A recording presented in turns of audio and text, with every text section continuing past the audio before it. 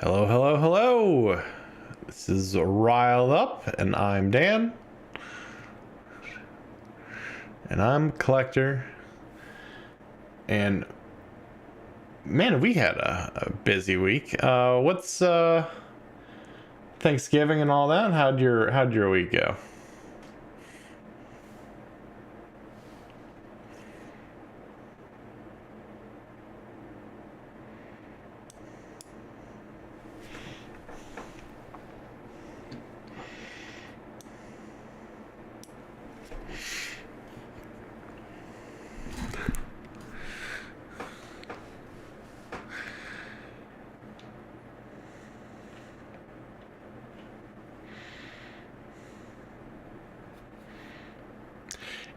Yeah, what a ridiculous. No, you're not muted. Why?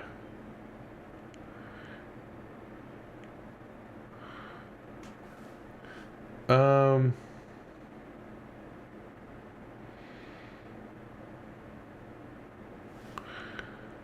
I mean, I can hear you. Are you not coming through the stream?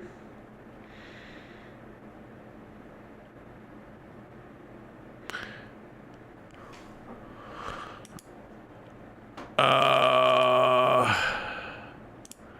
huh. Audio capture. Okay.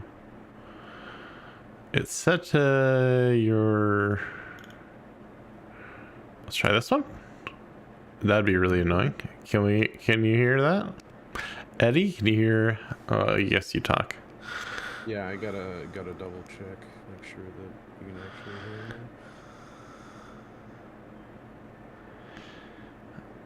Okay. Yeah. Sorry about that. Sometimes OBS is weird about the Oh, window. The window I have selected for you.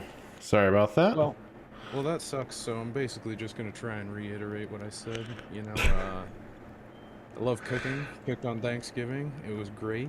So did you. So I'm sure that your family loved Thanksgiving dinner as well. We're both pretty good in the kitchen. And we're going to try and power through this, even though Dan has some kind of throat disease. And much like powering through this, Michael Fang just powers through competitive events over and over again. He won Calling Portland, and he won Battle Hardened Hiroshima, both on the same deck. Yeah, that's pretty impressive. I was actually really thrown off. I was pulling up all the articles and everything I wanted to go over this week, and I was like, "Wait, this guy looks familiar. What's this guy from Portland doing in Hiroshima?" And I was like, "There's no way." As I said, "No, that's the same guy. It's just Michael Fang just killing it everywhere he goes." Yeah, at first I was like, wait, how close were these together? And then, no, it was like, that was like a couple of weeks ago. It's just that the recaps only just came out, like one after the other, I think. No, but so I wonder how much of that is the differences in the deck lists, which I thought was really interesting. Like, how much of that is because it was Japan's meta, and how much of that is like maybe just because it's a battle hardened versus a calling. Like a calling, you got to play for 2 days, and you're gonna have a wider array of people. And if you check out those lists, Portland, the one that's got to go through more games because it's a calling, is playing way more generics because it's playing stuff like Erase Face and the Weakest Link and Scar for a Scar. I saw a lot of people on Blue Sky pointing out like, oh man, I never even considered using Scar for a Scar, which, I mean, on its face, that card's pretty good. I mean, as long as you're just one life lower than your opponent, it says 4 go again for free. And I think that a lot of times, the general Fab player base will focus on expensive cards so much that they'll forget. Depending on the situation, I bet every single time he played Scar for a Scar, it had go again. Or even if it didn't, it was just a 0 for 4 from Arsenal after using every card in his hand to block. So I mean, I can see how he probably found some utility there, because he also added E-strikes, so maybe he did need to go a little bit wider. Wait, so which one was first? Like did they come in the same order? Because like the Portland came out the day before Hiroshima. Was that like the order that they actually happened in? No, I believe that Hiroshima. I'm pretty sure that Hiroshima happened before Portland, but yeah. Yeah. Oh yeah, Portland was 22nd. Oh yeah, And so then Hiroshima's like the 10th.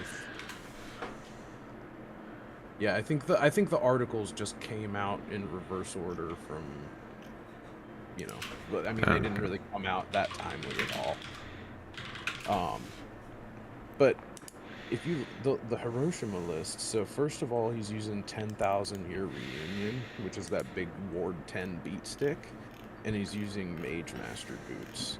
And I wonder if specifically in that meta he expected to like want to try and pull off like, I mean, I'm not 100% sure this is what he would use it for, but since he dropped Mage Master boots and 10,000 Year Reunion at the same time, I can only guess that playing 10,000 Year Reunion with Go Again and then swinging with a 10 attack beat stick is probably pretty great. yeah, and no, we do talk about the different metas. You were kind of briefly talking about it. I mean, do you think he was preparing more? Because back on the 8th, that was like 2 weeks after the Dash IO deck came out, and what we see in that Battle Hard in Hiroshima was that three Dash IOs in the top 8. You can tell that he's super teched for a deck that's going to go wide, because he's got 3 That All You Got, 3 Dense Blue Mist, and then 3 Truce. And he was also playing things like Single-Minded Determination, or oh wait, no, I'm sorry, that was the wrong list. He was playing Single-Minded Determination, but where I was going with that thought was for the other list, so never mind. My point was, this seems to be a much slower list that was probably trying to hold the game on lockdown with as much defensive options as possible until you eventually slam down the 10,000 Year Reunion and start smashing them.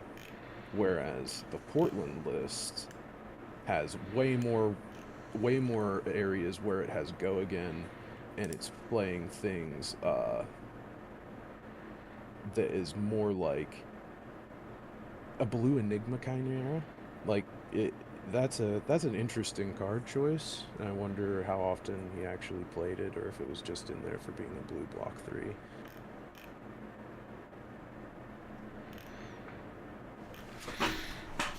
Yeah, I mean, we have way more, because I think Zen had kind of tapered off, and Zen came back with a vengeance for Portland, it looks like. Yeah, you can. It seems like every time they ban something, somebody, the hero will go away for a couple of weeks, and then it'll come back with a vengeance, like you said. Because, I mean, now he just is on a different game plan. I think banning all the books and banning Art of War and whatnot really did fix him in the way that LSS probably wanted him to be fixed. Because, I mean, he's the tamer of purpose. He's got all these tigers in his art. Like, they wanted him to be a tiger deck. So it's a little silly that his ultimate version didn't really mess with tigers at all. But now this one does.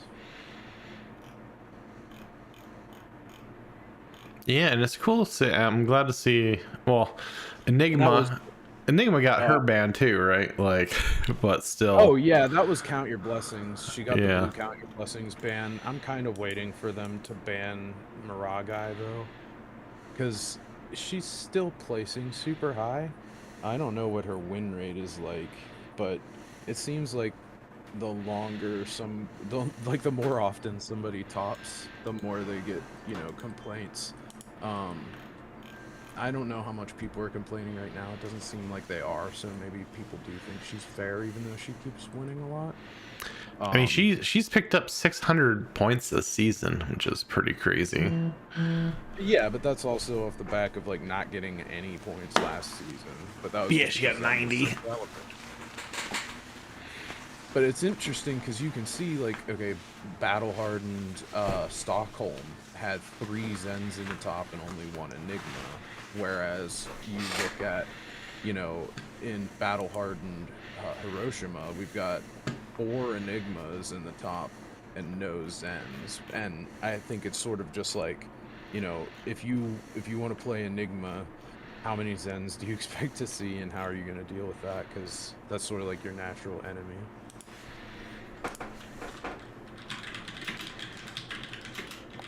Yeah, I want to see when Stockholm happened in relation date-wise. Stockholm was also last weekend. And that was Jacob Trosson. Like I said, Yeah. it's a very Tiger-focused build. Much more interesting than all the Ancestral builds. Because I feel like Ancestral was not really meant for him. That was supposed to be for Katsu, and they probably should have just made that a Katsu specialization, even though I know that they couldn't do that within the confines of limited play. Because it was a pretty important limited card in Outsiders. If you could actually draft the Bonds line in Outsiders, that was probably like one of the most powerful things you could do in that set. Yeah, well, I mean, I'm just really impressed, right? The same weekend, right, we've got Stockholm and Portland, and with most games, I would kind of expect the same types of decks to be hitting the top 8, but really, you know, Portland is almost all Enigma, Zen, and then, you know, we got 1 Dash, 1 New got second, and Azalea, right? But then we look at Stockholm, same weekend.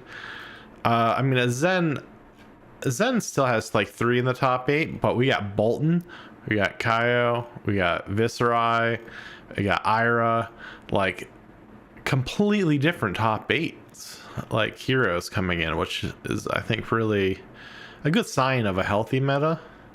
Yeah, I mean, this. so I think if you compare it to other games that have, you know, robust metas like a modern Magic or Yu-Gi-Oh, with a whole, like, there's usually like a set number of decks that are going to be able to top, and in our version of that, you know, we've got Zen, we've got New, we've got Enigma, but then we've also got Boltons and everything like that.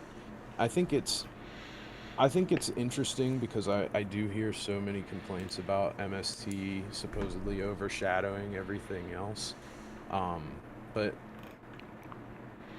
I don't think overshadow has to be like used. I think they just, you know, are a healthy, powerful top of the metagame. Like, there has to be a best deck, right? I mean, you know, when I say best, you know, it's not like I expect it to win every single game. And we talked about win percentages, I think last week or the week before, whenever you noticed that Dash IO's win percentage with High Octane was over 56% in that one sample size you had anyway, that tournament. And I just think that as long as everyone's in that range, it's too impossible to expect every deck to be like, oh, well, you'll probably only see 1 Zen at most, or 1 of whatever hero at most, because this game is so balanced that, you know, that's just not possible. Like, even if this game was so amazingly balanced that every hero had exactly equal win rate, there would still be a most popular version, and there would still be like, oh, well, this is the easier deck to play, so more people will be on that one. And I don't know. I think as long as they keep the win rates in check, and that should be about it. Yeah, and I'm not even necessarily certain. You know, I mean, Zen and Enigma are strong and new, right? But I wonder how much of it actually has to do with the fact that part of the misfail was just such a major set. Like, it was a huge change. It brought a ton of positive sentimentality. brought a lot of players back, brought a lot of interest back to the game. Like, how many people came back for part of the Mistveil, picked a hero, and went with that through Rosetta and all these other decks? And maybe they just don't have a lot of these old heroes. And maybe, like, with the way that we're looking at like Stockholm and stuff like that, like. It almost makes me. I mean, like, are some of these players newer players, or did they just get back in? There like, I mean, there was a good solid dud of a year, right? Like, I mean, you know like to say, but I've been in this game for a very long time. Not all 5 years, but about 4 years. And like, yes, there are some names that I've seen like from the beginning, right? But I see new names that I don't recognize all the time. Like, there's always new players coming in and doing well, because this game does attract those people that are like, oh, they used to be a Magic pro, or they used to be a Yu-Gi-Oh pro, or something like that, or hell, they, some that are like, oh, I used to do poker, and now they want to play Flesh and Blood because it's fun and also extremely skill testing.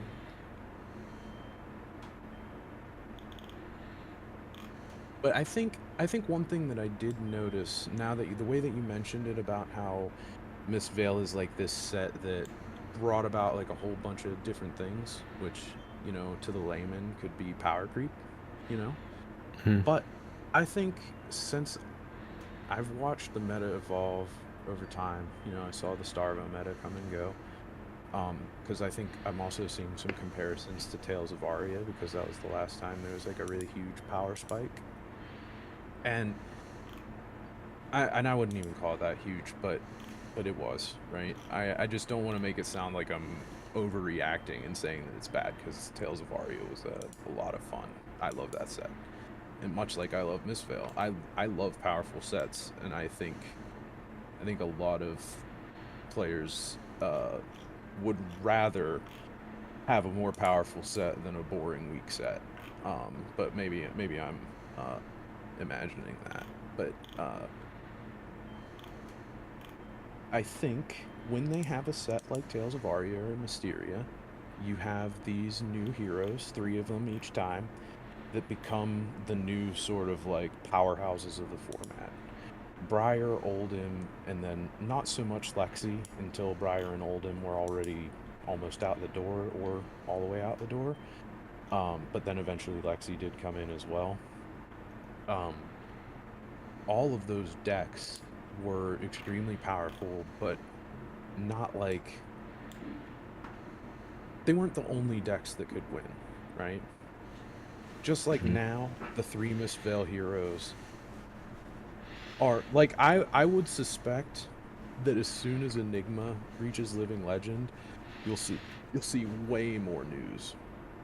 Because I think it'll be a lot like the Lexi situation. The more powerful heroes will get rotated out, and then the weaker one that's left over is still kind of one of the most powerful decks in the format, and then that one becomes the boogeyman. Sort of like, Oldhim and Briar were both gone, Lexi was still around, and now she's one of the most powerful decks in the format.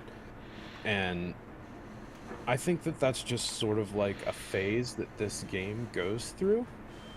Because I also noticed, like, whenever Oldhim got banned, and then we had like a couple of months without anything, it seems like other decks can come out of the woodwork and feel pretty okay.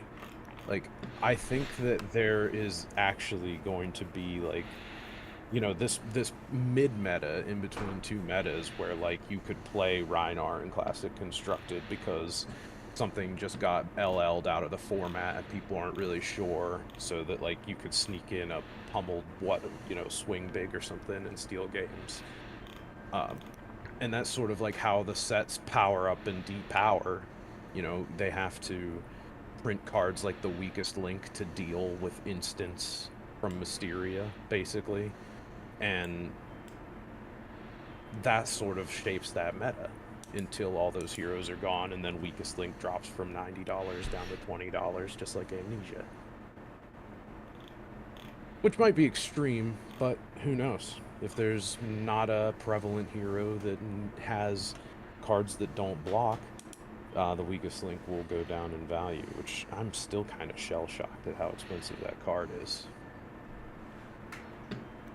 I know we'd had that price game the other week. Yeah. I knew it went up. I had no idea it was almost $100. Yeah, some cards are going pretty crazy right now. We could almost do the price game again. It would be. Oh, actually, it's down to Well. 60. Oh, it's back down again. I was thinking of Warmongers. That's the Oh, one I was Warmonger. Yeah. yeah, sorry, but still 60 is pretty crazy for that as well. I mean, the weakest link, if you're comparing it to other generics, the strength of the weakest link is by far the strongest. Like Erase Face, Amnesia, even cards like Humble that have like on hit, the opponent can't do this or that. But then like the weakest link rips a card out of their hand and draws you a card. It's sort of ridiculous to me. I think they probably make that such a huge payoff because most instances you would just play in response to the weakest link. But yeah. I like that Race Face is coming back because that seemed like everyone wanted a Race Face. Like the art, I love the art for a Race Face, and like it got hyped up so much. I think during spoiler season, and then the set dropped, and then like no one played it, and now it's like coming around a lot more. Yeah, well, I think strangely they made some other cards just like better. Like most of the heroes that care about, like maybe this is wrong, but I feel like a lot of heroes that would care about a Race Face would also really care about Blanche. Probably wouldn't want to get hit with Blanche. But that's just Mysteria heroes, I guess.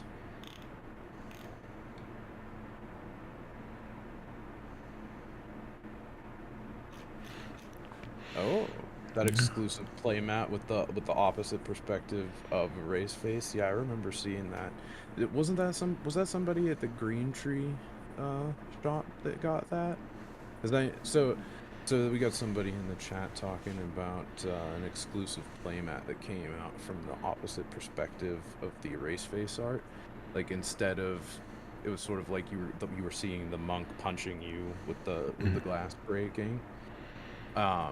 I don't know who got it or if it was a commission or what, but I think it was somebody in Green Tree Sports Cards out there in Green Tree around Pittsburgh. And I remember they brought in like all these sleeves and stuff too, so that they had like these special inner sleeves that went on their Erase Faces to change the art. It was pretty sick. That is pretty awesome.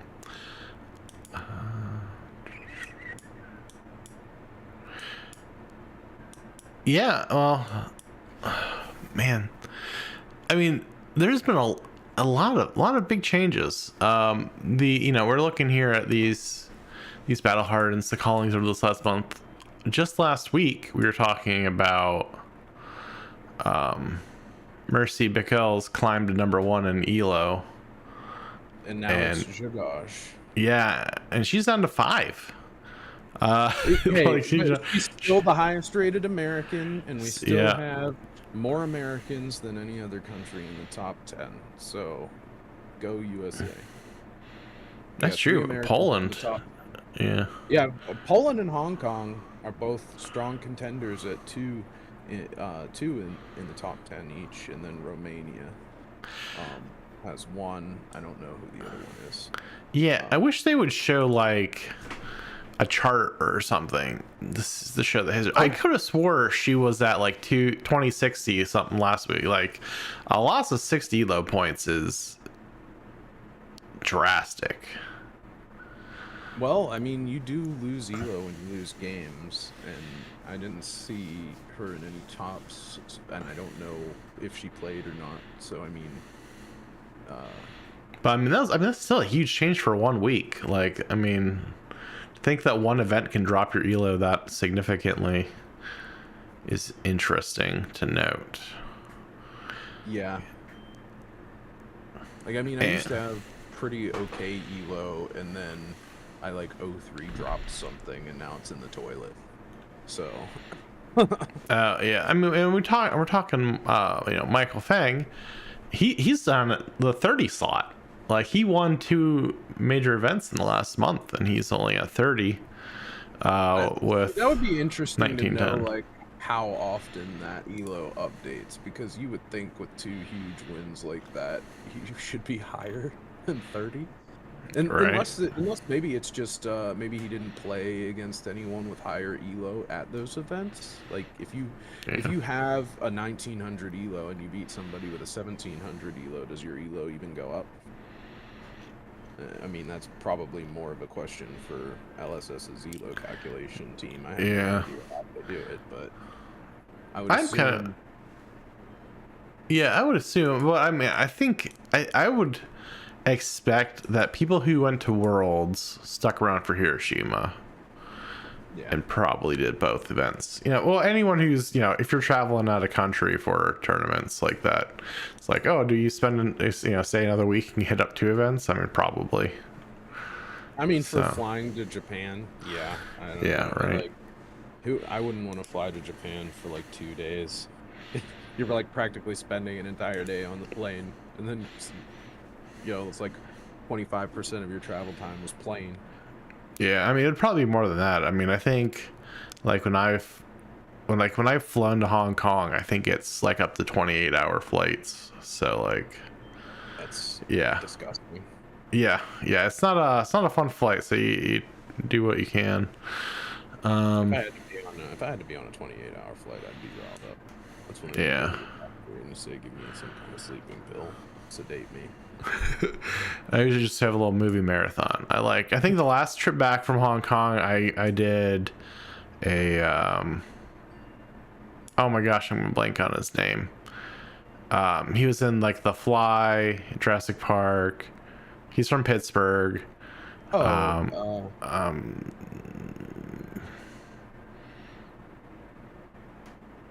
my gosh, why am I something Bloom? Jeff Goldblum. Yeah, I made a Jeff Goldblum marathon of like 4 Jeff Goldblum movies in a row. I made myself a little movie club. But I was looking at Charles Dunn. Isn't that a known name? Yeah. So he's at 27. He used to be around the Pittsburgh meta for a while, and he also wins a whole bunch of things. He's quite good at the game, and yeah, he's still at 27th. That's pretty good.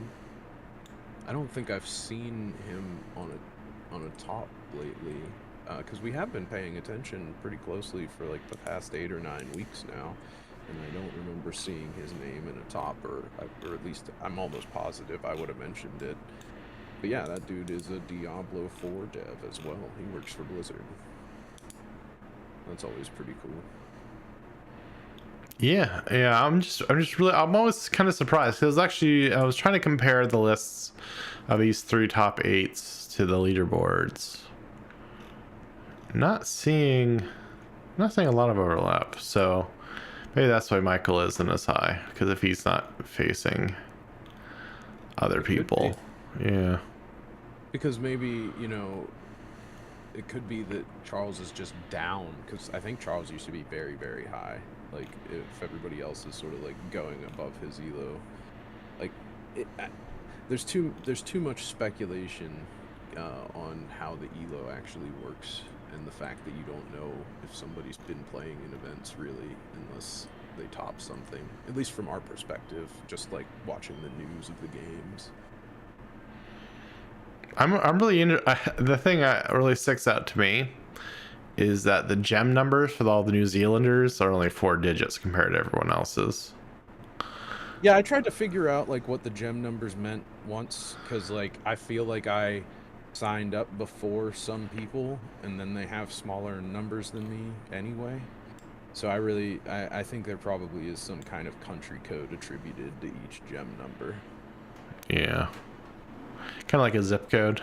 Zip codes are like by state and county. Yeah. I would expect so. I mean, that would make sense. Like to some degree. There's got to be some logic to it, or else. Yeah, Speaking of gem, we need to talk about the gem update. That was pretty nice. I don't know. Do you have an account? Did you look at your new gem profile? I do have a gem account. I didn't log into it. It's actually quite different. I mean, functionally, it's just got all the same stuff, but they really spruced it up, added a whole bunch of different height images, and it allows you to set your own picture, but only some limited options.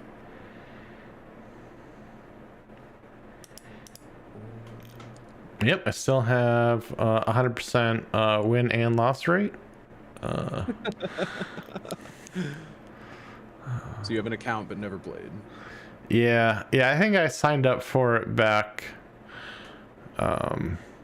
when we first did like the drafts together, and then never touched it again. Well, I thought it was pretty sick because they got a chance to use some card art that is not really seeing much play. Like Rip Through Reality, I chose that for my avatar because that art is awesome. Like a metal Grim Reaper looking guy with a huge scythe. But that card hasn't been played since Chain days, so it doesn't really get a lot of use these days. But it does look a lot nicer, and yeah, overall seems good. I'm more excited for them to tell us what the gem packs are all about, though. I still am just foaming at the mouth to find out what the gem packs are.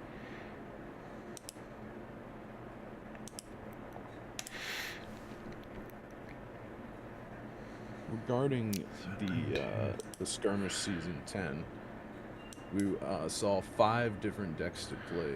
Was an article put out by, was this a Kasharn article?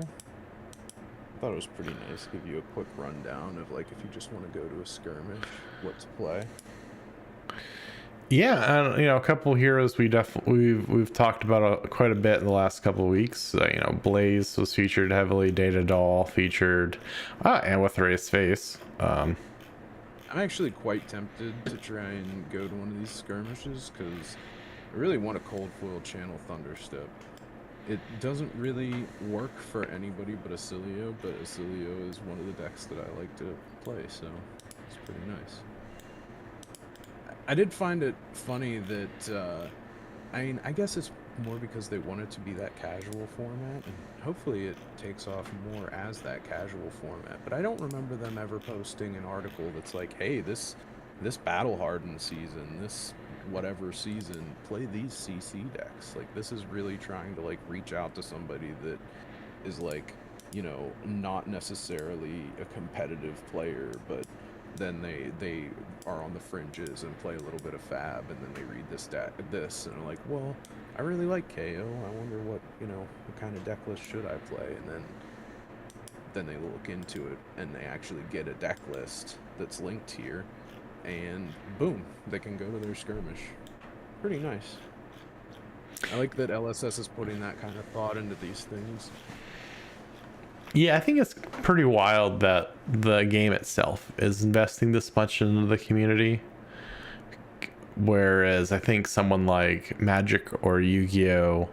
Or Pokemon depends more on content creators and like third parties to create all these types of resources for them. I really like that. LSS is really pushing forward and really initiating all of this on their own. Yeah, because I mean, if you look at like Magic or whatever, they don't really. I mean, they give out their promos or whatever to streamers, but I feel like they're kind of beyond needing people to like help them or like pay to help them or anything like that. They just can work off whatever people want to do. But this is a nice article, which I normally don't have anything but nice things to say about Kasharn's writing, because it's really just like trying to help out newer players. A lot of this, really. Yeah, and I think this is a lot of stuff. These articles are kind of what I, would kind of expect out of the old like Channel Fireball. They used to have like that subscription, those articles, and like this is the kind of quality and effort that I would expect from like kind of like a paid articles, right? Point. Yeah, because I haven't seen a whole lot of that. I think I saw um Carol. He put out some TCG player articles because I think they're TCG player infinite articles now. Yeah. Because that's who all bought up all of that and whatever. But you don't really see it that much. Um, I don't. Do you have a subscription? I don't. Do they put a lot of them out for on subscription? Yeah. Okay, I was gonna say I normally only ever see the free ones. I wasn't sure like how much of it they would still advertise, I but mean, you it's click on it and you don't get it. yeah, it's not a lot. It's not because a lot of times they would advertise the ones behind the paywall to like get you to subscribe, and they're like trying to push you. But I really haven't seen a whole lot, especially on the Flesh and Blood side. Like you'll see a couple articles come out when a new set comes out, but that's about it. So Oh, and I do have a quick let's see if you can guess. So speaking of Skirmish 10 decks to play, because obviously we've got this great article telling you about Data Doll, KO, Blaze.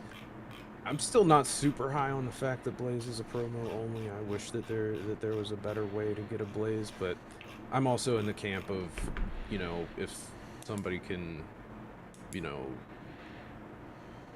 use it as a way to get more people to play, to get people to come and check things out. I don't hate it. I just think it's weird that she's such a powerful deck, but the card's actually hard to come by. But anyway, that's besides the point. I did find this one really awesome deck that someone on Blue Sky posted. Let me check what their name is, just so that I can actually credit them properly. Was Jesse Harper. He put out this really awesome list on Blue Sky. The Orc Knight. Is it the Orc Knight or the Or Knight? I don't know. It depends which way you spell which one. But anyway, the reason I'm bringing up this deck list is because it uses a card that you pointed out as something interesting the last time we spoke, but it is not the same deck. So this is a deck that's using Talishar. really, Yeah, and it's a hero that is it's Blitz, but what I'll give you three guesses. What hero do you think is using Talishar in Blitz 2? I don't know how much success he's had with it, but I like to think that I'm capable enough to look at a deck list and tell whether I think it's, gonna do anything or not. And I think it looks pretty good, to be honest with you. Very honest with you. I think it looks good. So anyway, what hero do you think is fast enough in Blitz to justify using a Talishar?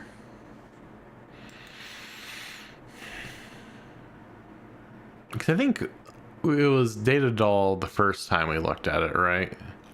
Yeah, So historically, it's always been a mechanologist that plays Talishar. Or a wizard. Wizard can have some good reasons to yeah, run it, but that's not really an aggro thing. is it? Or Well, I already is it crossed off Zen? wizard. It's not going to be. Oh yeah, Okay, yeah. not Zen. No, it's not Oh, Zen. okay, I'm always looking for a weird, funny weapon to use in Zen. I would All consider right. this deck list very weird and funny. You give Yeah, up? yeah, I give up. It was Lexi. Lexi. Lexi? I would have not, Yeah. never in 100 years guessed Lexi. I Yeah, don't think. no arrows. This absolute Chad is playing Lexi with no arrows and Talishar. And I'm looking at the list, and it actually looks pretty freaking good. Because they're using all kinds of zero attacks with go-agains, like Entwine Lightnings and stuff. And I Mhm. think that they're really abusing, like, Arsenal Entwine Lightning, flip it up with the Lexi ability, play, like, E-Strike with go-again from the Lightning embodiment that gets go-again. Then you can play your embodiment of Lightning from Arsenal with go-again, and etc. And then you finish it off with a Talishar swing for 4 at the end, because you're probably presenting like 16 damage that turn. That will be like your 4th 4 that turn. But yeah, that was it blew my socks off. I actually want to test a few games probably this coming week, just playing some Blitz on Talishar and see how it fares because it looks amazing.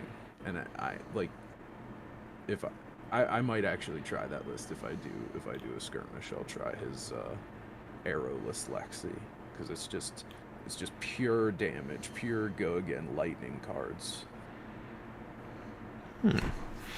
No, it is interesting. I mean, I've been waiting for more Lexi play. Got a lot. Also, it was using the Arcanite Skullcap and the Arcanite Fortress, which makes a lot of sense because if you're gonna try and outlast in an aggro format, you gotta try and stay alive. And Spell Void 2 is probably straight up amazing against Blaze. So, but yeah, it's using Gone in a Flash, Fry, Entwine Lightning, Snatches, and then you can Codex of Frailty your Gone in a Flash's back, or like and then there's just like Channel Lake Frigid, Winter's Bite. I mean, there's already good ice cards in here that you can just flip up and give somebody a Frostbite. I mean, I don't know. I just got nothing but good things to say about this deck. It's the spiciest thing I've seen in a long time. Yeah, is it a red Fry? Yeah. Did you see what they're handing out for the skirmishes this season? No, I did not. What is it? Funny we were talking about Blaze promos, but this is going to be a Terra promo. Cold Foil Terra is going out to the winner of all of the skirmish events with the Redwood Hammer, and then Cold Foil Channel Thunder Steps. Oh, I thought it was just the Thunderstep. I missed those other two, though. And Harvest Season Red, Fry Red are both getting the new micro extended art. Is it micro or micro extended art? No. Art, right? Wait. Oh no, you're right. Because micro is larger than micro means bigger, right? That's yeah. But yeah, Red Harvest Season, which I mean, Harvest Season extended art really didn't add that much, so it's kind of a disappointing one, honestly.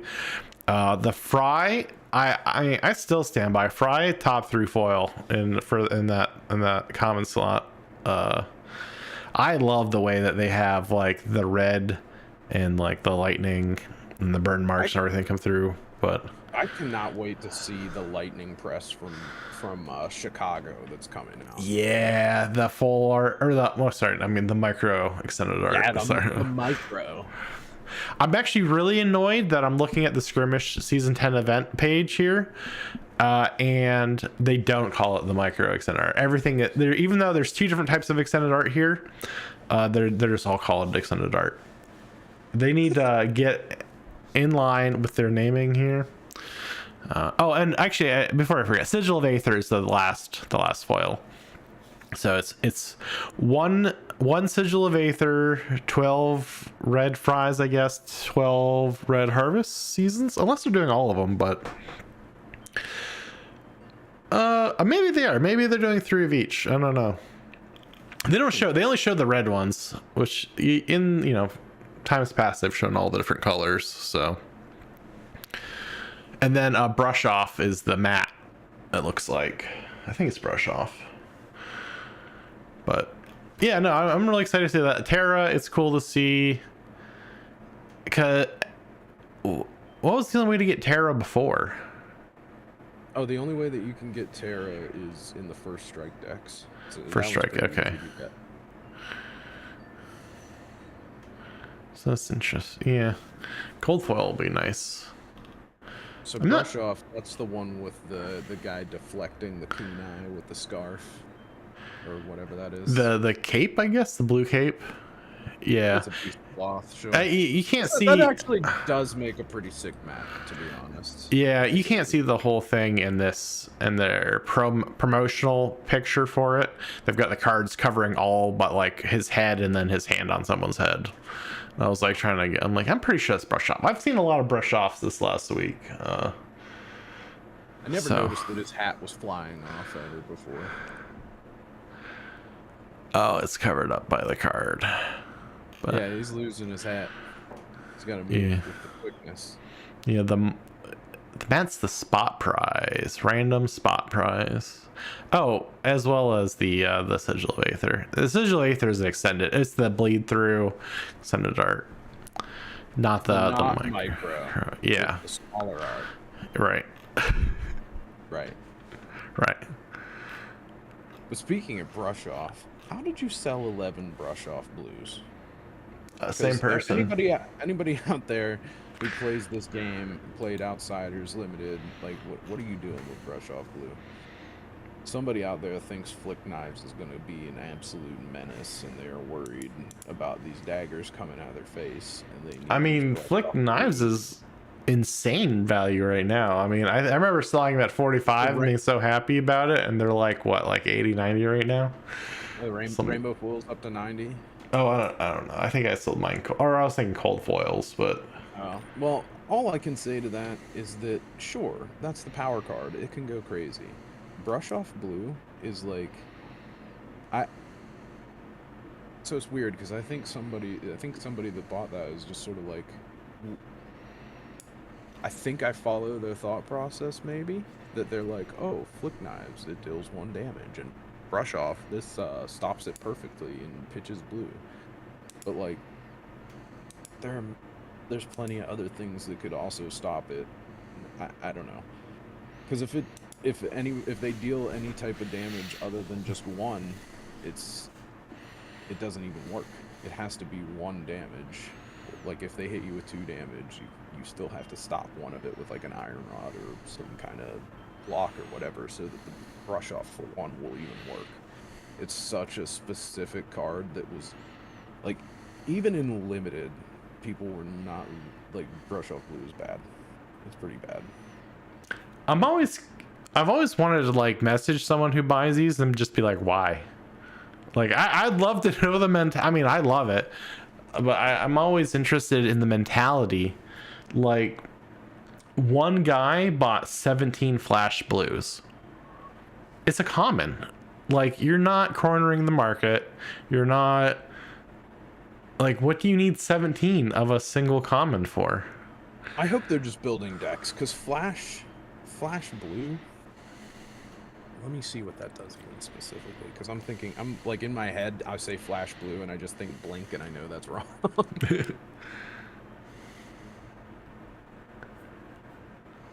The next action card you play this turn with cost 2 or more good to go again. I could see that maybe, like, if I was building some kind of Star of the Show Living Legend starter deck, I would maybe play blue flashes. I don't know. It's a weird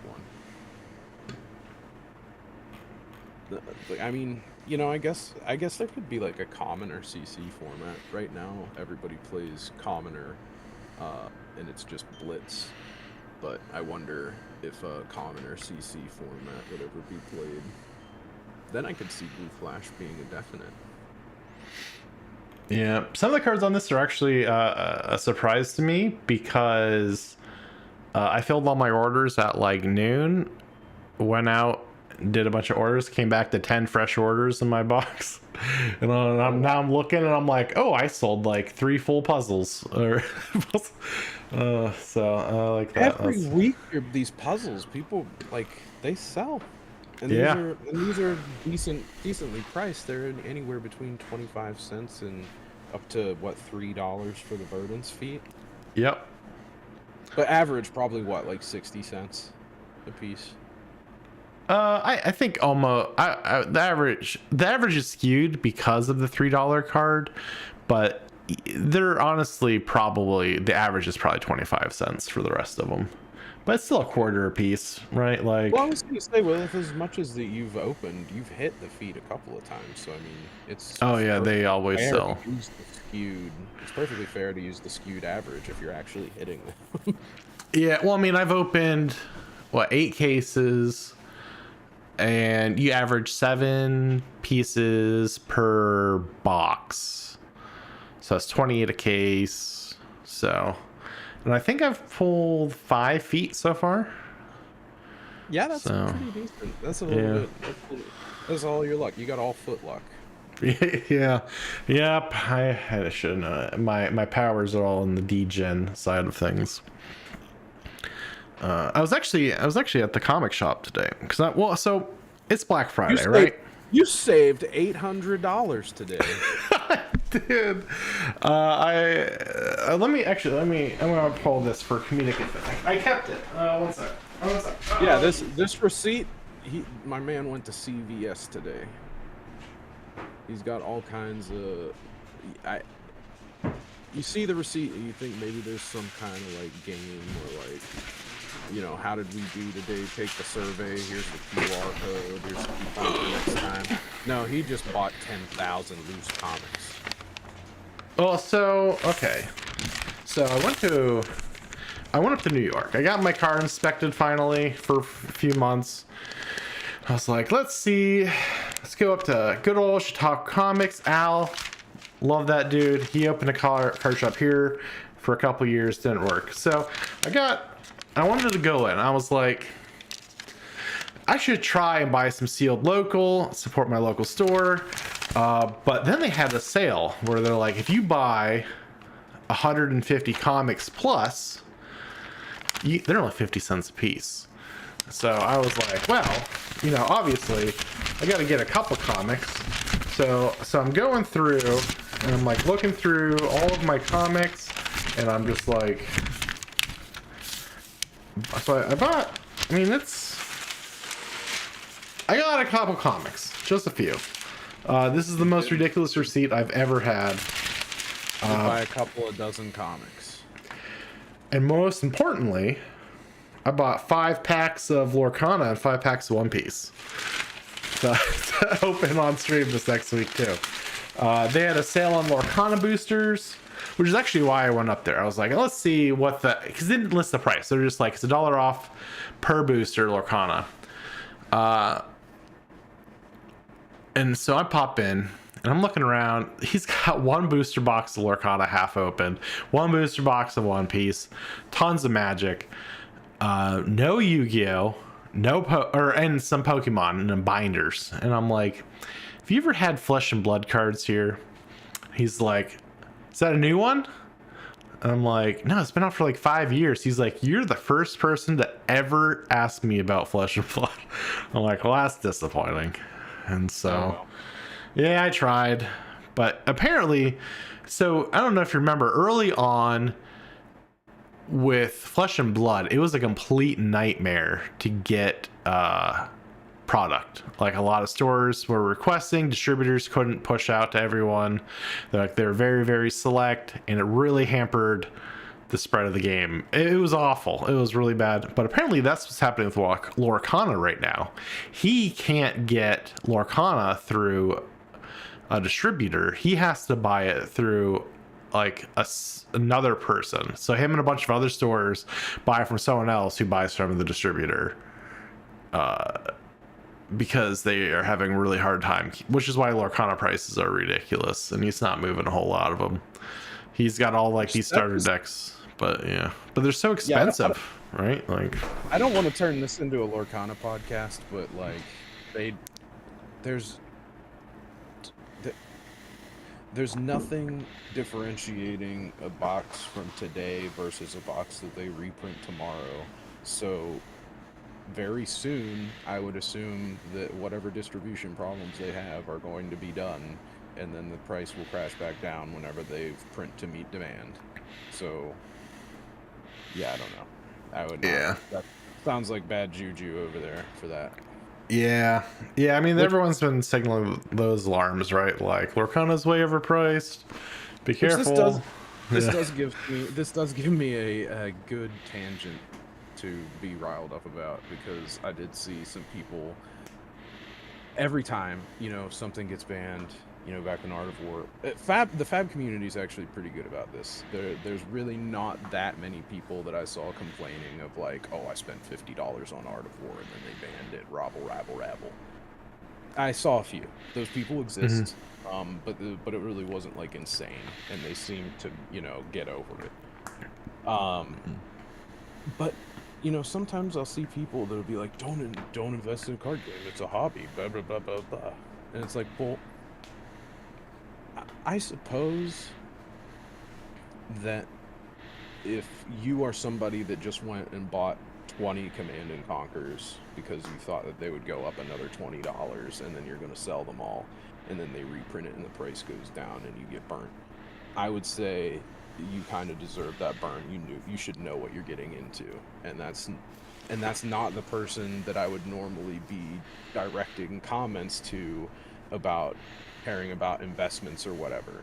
I think the general person that puts their money into a Command and Conquer really just wants it to stay at that same price so that if they ever have a financial problem and have to quit playing the game, they can get their money back out of the game. It's not like, I think every person that gets, like, every person that is not part of, like, everything should be reprinted, everything should be cheap. If you believe that the market should exist and have some stable pricing in general, I think that opinion is mostly based on the fact that you want to be able to put your money into it and then know that your money is relatively safe. Not that it will appreciate, just that it is safe. And I think a lot of people jump to the conclusion and call people dirty investors or whatever, that they're ruining the game with their capitalism. I think people jump to that conclusion when it's more like, no, we just paid the price for entry and want to feel good about it because if our car explodes tomorrow and I need to buy something, I could sell 3 Command and Conquers for the same price that I paid for them. And I think that is why people get mad whenever the prices go down.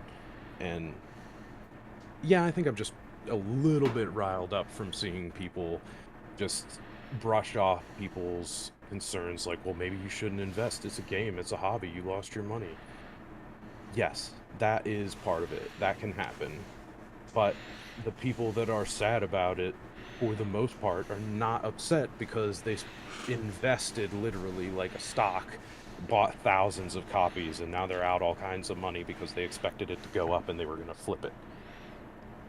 I don't want to say that people don't do that, but generally when they do, it's with much smaller values. Like, you do it with the 25-cent cards because, I mean, first of all, that's just an extension of gambling. Like, that is, I mean, it is gambling, but it's like the pack opening is already gambling and you are buying. I don't know enough about the stock market to make a good analogy here, but it's like you're buying someone's gambling losses in the fact that they might turn into gambling wins in the future, right? Yeah. Well, I mean, if you win so much, I mean, I don't know. I don't know if you remember, it kind of reminds me of, it's just about knowing the numbers. And at some point, even gambling is an investment. And not an investment, but like, if you recall, I don't know if you do or not, but several years ago, actually, it might be a long time ago, it might be like 10 years ago, the lottery was hitting a ridiculous number. And like a hedge fund did the math, figured out like, oh, like, we could invest this much money into lottery tickets and have like a pretty surefire chance at winning it. And they did. They, at some point in a lot of these things, like with the numbers line up where if you throw enough money at it, things work out, right? Like it's a sure enough of a bet. And that's kind of how a lot of things with like these games come in, right? Like, especially like the EV sheets, right? You're never going to make your money back on 1 box or 5 boxes or 10 boxes, but 50, 100 boxes, then, with the numbers how they are, things kind of work out. And I don't know. I'm big on the numbers game, right? Like, I feel like there's probably some sort of calculus equation there that I would have to go back in time to my high school senior self to be able to even conceptualize. Like, what is the point where the graph, breaks even? How many boxes do you need to mathematically break even every time? Yeah, I always find it funny how delusional. I mean, like, I don't want to say Rudy's delusional, but he's like, he'll be like, dude, he's like, you can just buy Flesh and Blood and just flip it. He's like, you just need to, you can barely spend, it's only like $10,000. Just buy $10,000 worth of cards. Like, people just have $10,000 laying around to throw into sealed. They're like the man effort, like, to open, because I mean, realistically, like, if we were even talking about Rosetta, that's like 32 cases. Yeah, 32 cases probably, which is a lot of cards to actually have to go through, process, and all that. But I mean, just the idea, like, oh yeah, just pull out 10k, just do it. And yeah, honestly, that is. And his rule of thumb, at least for Magic, had always been, if you're going to crack boxes, you buy one box for every card in the set. That is his rule of thumb. Ow. So yeah. Yep. I personally, I mean, 8 cases is generally pretty good, because at least before Mistveil, and like, obviously I'm not gonna include the Crazy Dynasty like serialized cards, but like a lot of, I mean, 1 in 8 cases was like where you would get the Fables. But now with the Marvels, now there's cards with like 1 in 300 cases and stuff like that. But I don't know, I'm still pretty happy with, if I can get 8 cases, I'm at least doing pretty well. Yeah, I mean, I don't crack anything to flip it. I just crack from pure degeneracy. I think the most I've ever cracked is 4 cases at once of Outsiders. But yeah, for the most part, I'll do like a case when a set releases, maybe, and then like a box here and there, or just like loose packs as I'm playing armories or finishing out buying the box in an armory. But I mean, maybe Rudy's just got luck like me. If I had my luck spread across 10,000 boxes, that would be pretty sick. Right, that's what I'm hoping. I was hoping to channel your luck when I bought these five One Piece packs, 5 Lorcana. I'm like, your crazy pulls always happen from loose packs, so I'm hoping you got him in range. I can spirit bomb you some luck if you open what's that? one. Let's see. Ooh, should I open open up it a now? One Piece. Should I open it now? Open up a One Piece. I'll open up one right now. All right. I mean, I actually like One Piece a lot. I mean, it's anime. We got a lot of anime fans in the Flesh and Blood community. I think One Piece is pretty acceptable and appreciated by a lot of fans. At least if they aren't one of those that were like, anime game. I don't know anything about One Piece or this set. Let's see, what set is this? This is One Piece card, the best One Piece card game. I don't know what that means. I really have not opened very much One Piece either, so I just want to see if we can get lucky. All right, pick a pack. Left, always left. My left.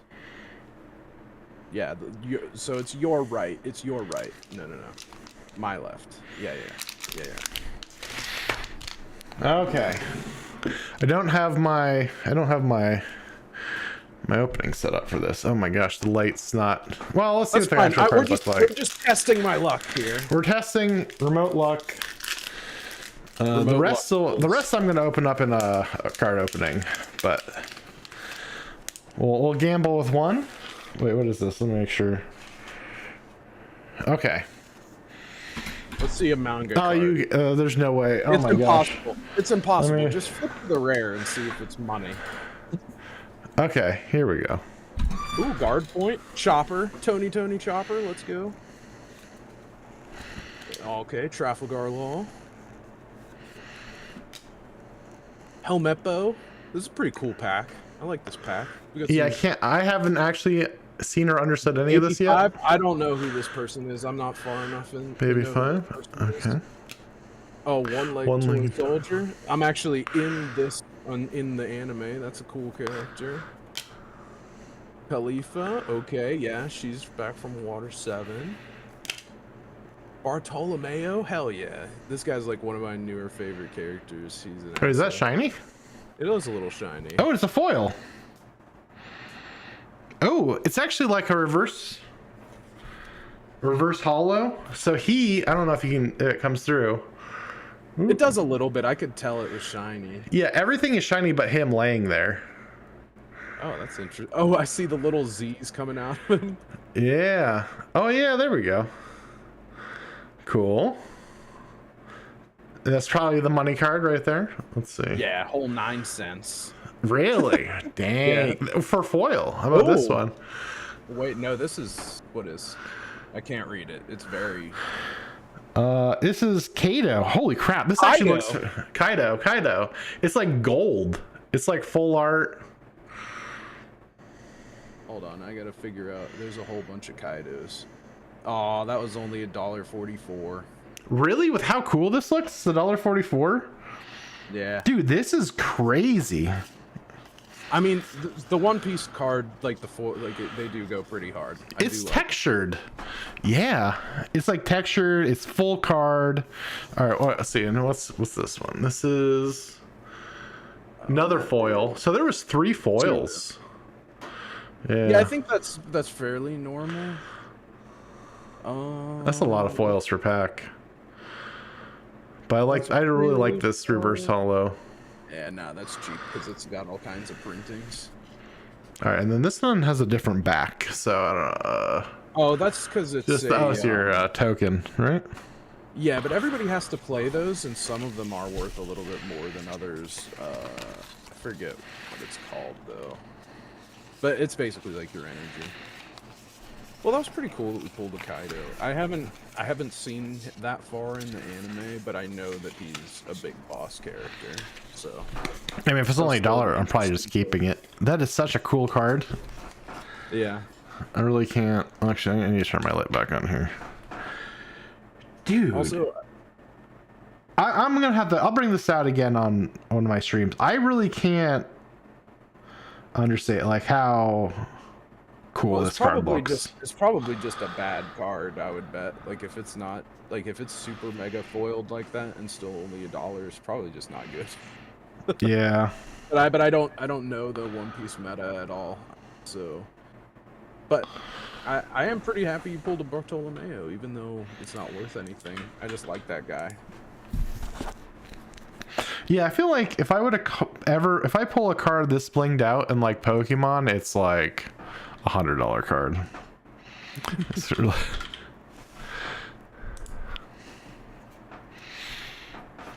Yeah, I think so. The thing that you gotta look for money card in this is oh, okay, so this is premium booster the best. Wait, what? Oh, okay. So you can hit the manga Monkey D. Luffy in that. There's actually quite a few. Oh, actually, you know what? This is only 35 cents. Crazy. What's that Dawn card that you pulled? Which one is it? Oh, actually, I couldn't see this before. Oh my gosh, this is... Okay, that Suru has the foiling. Oh, I really wish this... I mean, I'm going to turn off the light again. I'm going to see if this comes through. Can you see the foiling effect on this card at all? No. Yeah, a little bit. Like it's like broken glass or something. No, it's the skulls. Oh, oh, I see it. The Jolly Rogers. Yes. Yeah, the Jolly Rogers all over it. That's pretty cool. That's really cool. That kind of reminds me of like the mana foiling that they're doing now. Wow, dude. Okay. I see why people play this game. Because even on top of the Jolly Rogers around the inside, the foiling on the border is all like map coordinates and stuff like that. So it's like longitude and latitude lines. So there's different foiling on the edges than are in the middle of it. What the heck? That's so cool. Okay. I get it. I am curious what that Dawn was though. We're changing everything. Goodbye Flesh and Blood. Nah. All aboard One Piece. This looks so cool. I am trying to figure out which Dawn you pulled though, because can you hold up that Dawn token again? The Dawn token. The one that you said had a different back. Oh, the Your Turn? Yes. Is it foil at all? No. No, there's glossy. Honestly, the card stock for this is really thick. I really like these.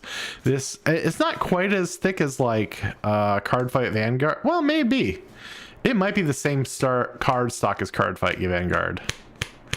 Well, no, Card Fight Vanguard is more like plasticky and thicker, but this is really sturdy, thick. Oh man, I don't know. I really like. Depending on which one that is, I think that Dawn card might actually be the most expensive card you pulled. The what? Really? Yeah. Depending on which, does it say Uta on it? Like, does it have a little bear girl face with 2 different colors? It says UTA, Uta. Uta Live? Yeah. Yeah. Yes. Yep. That card's $2. Really? That's crazy. Why are the cool cards worth more? Well, because I would assume that there's probably some kind of Uta deck, and people might want to just use all Uta Dawn, maybe. Or so, like, I think it's probably something along those lines. Oh yeah, this is called a Jolly Roger foiling with the Jolly Roger foils. So that Suru, Suru is 22 cents with the Jolly Roger foil. Just out of curiosity, how much was the pack? I do think you probably made your money back on the pack. Oh, there's no way. Wait, where did I put that? Were they like $5? Yeah. Oh, wait a second.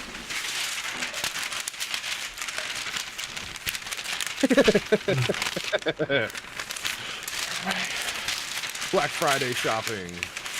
Except nobody that has deals is selling flesh and blood cards. So Yeah, sorry. I paid $5.49 a pack. Damn, you did not make your money back. I definitely did not. Yeah, close. I mean, honestly, for making your money back on the individual pack, like, that's nearly impossible. Like, for most games. No. Right, like. But see, that's just a little splash of my luck. Even a bad pack is almost making your money back. There you go. I'll take the win, even if I just have to make it up. Trying to find that. I don't know how you tell what is a reprint. Oh, the reprints. A ton of reprints. Yeah, so it looks like the reprints don't do the extended art. So I think. Yeah, I think it's a reprint for. Yeah. Oh, that's so weird. Wait, are they in this? I think everything in that set is a reprint, because like that manga Monkey D. Luffy, I think was in that was a different set that I saw that in the first time, and I don't know how different those cards are, or if they just reprinted it, but. Yeah, we don't need to be a One Piece podcast, so... Oh, yeah, no, it was really cool. I liked looking in that. Next week, we'll be opening the rest of these packs. Which I'll still be watching, because I do like watching open packs, regardless. These are just really cool. I don't know, I really like that. I really like this Jolly Roger foiling. I was overly excited about the Mana foiling, and... wow, what was the other new type of foiling? The fracture foiling the Magic was doing? Honestly, I would like to see Flesh and Blood do some fracture foiling or bubble foil, like anything like that. But I have a very strong suspicion that people will come out of the woodwork to talk about versions and blah blah blah. I mean, as long as it's unique, like you don't see anyone complaining about like the Dynasty style Marvels and things like that. I like how very unique those are. And Well, those are coming back, right? In Hunted, I think. I don't know. Haven't seen anything like that. Because I But don't like I yeah. would want them to see, like, maybe this would be asking too much, but like that Jolly Roger foil, or that Shatter foil, or even like Starlight Rare from Yu-Gi-Oh, where you got like this whole card foiling. I would love to see, like, next set or the set after, maybe even the Mastery set, like, just instead of regular rainbow foils, make them all Shatter rainbow foils, make them all bubble rainbow foils, like the old Pokemon style, or literally anything.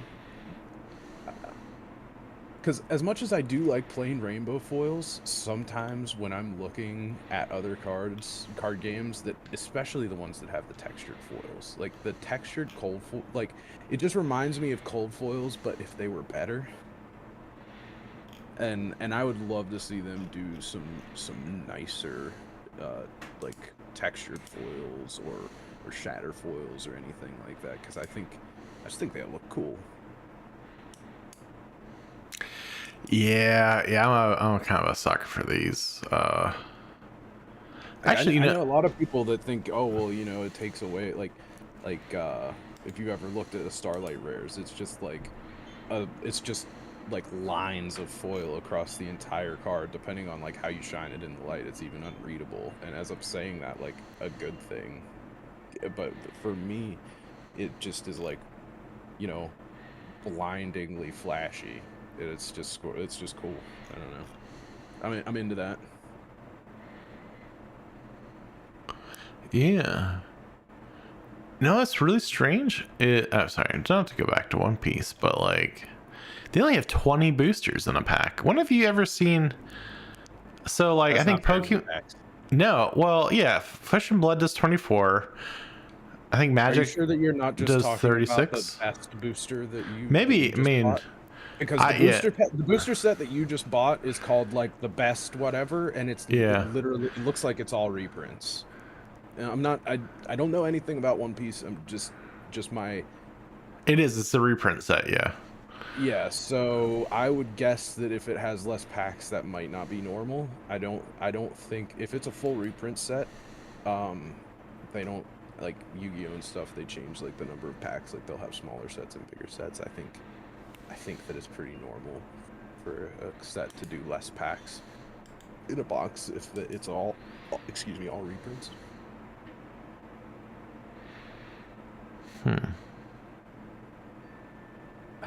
I love the quizzical look you're giving it, because you're such a collector mindset. You're like, this set has nothing original in it. Well, no, I don't. Okay, a box of 20 boosters, right, at cheapest is $165 for 20 packs, which puts the per pack at 8, roughly. But I can buy loose boosters for $5. Sounds like you're about to cancel your opening stream and just flip. I know, like, this is weird. That doesn't make any sense. I can buy 40 loose packs. Makes perfect sense if that shop owner in New York doesn't expect somebody to come in and buy out his stock so that they can flip it online. Yeah, I'm about to go drive back up there and buy the rest of these packs. Holy crap. Yeah, actually, I think that's what I'm doing. I think tomorrow morning I'm going up there and I'm going to buy the rest of them. Well, you're an absolute degenerate. At least you're ruining One Piece and not Flesh and Blood. That's fine. Go ahead, ruin the other game for everyone else. Yeah, yeah. That just is. I'm always thrown off. Like things like that shouldn't happen, right? Like the packs shouldn't be cheaper than the box, and if it is, it's because it's a game like Weiss, where there is a set like number of cards, right? So like with Weiss, you have a guaranteed like one per case because they actually put one in. And I'm wondering if One Piece is like that. I don't know enough about One Piece to know that. Like, do people open boxes until they hit the one guaranteed card and then they sell the rest of the booster packs cheaper and just to move them?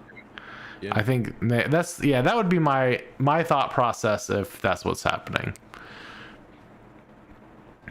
But Yeah, I mean, that I've also, definitely heard Rudy talk about loose Weiss boxes before, because yeah, you have, if you buy a case of Weiss, like it's I don't know for sure if it's guaranteed, but I think that it's guaranteed that in a case you'll get one signed Weiss card, and I feel like if the signed Weiss card isn't in the very last box of the case, they will probably not. It doesn't make any sense to open further boxes. right. And that's just what I'm wondering if they do it per box, because I don't know if you remember, so Magic the Gathering used to have 3 foils. Back when foils meant something in Magic, there was 3 booster packs with foils, and they were the 3rd pack up from the bottom across the whole. So whenever I would go to the store, and they would crack a new box for like a new set to open, I would just like whoop, dig down to the bottom, pull the 3rd up from everyone, and then eventually they catch on. Then they'll shuffle the pack so people don't just immediately pull all the foil value cards out of it. But that's how it was. It used to be, unlike Flesh and Blood, which is a per pack chance, which I really like more than like the set ones. So I feel like sometimes if there is a way for a random distribution to be guaranteed, that also must mean that there is something that could be figured out, right? Like, if you're gonna guarantee me there's something in a box, then theoretically you know that thing is in the box, and however you put it in there has to be the same or similar to every box. Like, just like what you were talking about, like the 3rd pack up or whatever. It's just like, it seems kind of hard to guarantee something without making it like the Weiss thing. You open until you hit the first signed card, and then you sell the rest of the boxes. But you don't do that in Flesh and Blood, because you could pull a Fable 1 box and then a Fable in the next box too. Or 2 Fables in the same box, right? Like it's it's crazy. That's why I love it. I don't know. It's I like playing the full board on that. So yeah, I don't know. I need to put away these cards because I just keep looking at this Kaido and I'm just like, this is such an awesome graph. All right, you haven't even watched One Piece. You gotta go watch One Piece. No, I watched one arc back in my college days, being an anime club, back before anime was cool. Gosh, that would have been 2005. So we want every quarter we would swap up like what we watched at anime club, and we were watching what's it called, like Water 7 or something. There's we watched through the Water 7 arc, and that was pretty cool. I didn't mind that too much. Water 7 is at least from back in the day, like Water 7 was where it started to get good. Nowadays, people actually say like even further. Like sometimes I've heard some people say like just start from the time skip or whatever. But no, I think Water 7 is actually a pretty good starting place if you've already seen Water 7. There's so much filler. I do skip episodes. I 100% skip episodes. Because depending on what's going on, it'll be like 4 episodes of like just garbage that I don't care about. Yeah. But yeah, it's exciting. I don't know. Man, I'm gonna have to drive all the way up to New York tomorrow. I'm not excited about that. Though I don't know. I know I could open some. I'm gonna have a good opening. I'm excited. That's gonna be so cool. I think he was challenging me because when I bought. So the deal was a short box, right? A short box of comics. It fits roughly 150 bag and boarded. Which is what the deal required, and I filled up a long box, and he was like, someone came yesterday and bought 2 long boxes. And I was like, okay, I see how it is. He knows how to make a sale. I mean, he already made one. What's the problem with rolling the dice on another one? You do have to go in there with your hair back in a bun, under a hat, sunglasses, shave your beard, and ask him about Flesh and Blood, so that you can be a second person to ask him about Flesh and Blood. Yeah. Oh man, and one of the so it took so long because he actually scans every single comic, and half the comics I buy mostly Image. I love Image comics, and all the barcodes on the back. So I had to bag and board like 150 cards or 150 boost or comics. Oh my gosh, I'm cardboard brained right now. So as we're going through those to get to all the barcodes from to scan them in, a little kid rolls up with his little 4-card binder. He's like, I want to sell my Pokemon cards, and he's with his mom, and he's like, now, and he's trying to explain to this kid. He's like, what you see on eBay isn't what you're gonna get per card. And he's like, I know. And he's explaining, he's like, it's gonna be a percentage of that. He's like, oh, well, I know. And so he's like, I'm not gonna look up these prices. He's like, you go look up all the prices. You come back here when I have more time, and I'll give you a percentage of it. And he leaves, and I was like, have you had a lot of Pokemon sellers recently? He's like, oh yeah. He's like, everyone's trying to sell me their Pokemon right now. I'm like, yeah, it's top of the bubble, which is what I've seen too, right? Like, people have been trying to sell me Pokemon. I don't want to buy Pokemon singles right now. I'll buy at bulk rates, but I'm not buying. Prices are so overinflated. We've talked about that a couple weeks, but I'm really glad to see that it's not just like he's seeing it too. He's seeing a lot of people come in and try and sell it. Though he just shifts them. He's such a good salesman.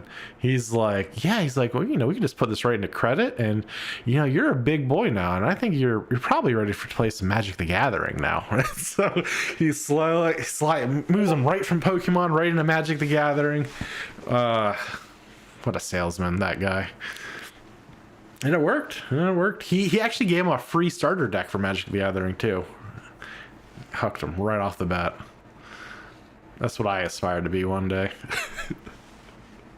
Got him with that 16 plus Flesh and Blood starter deck.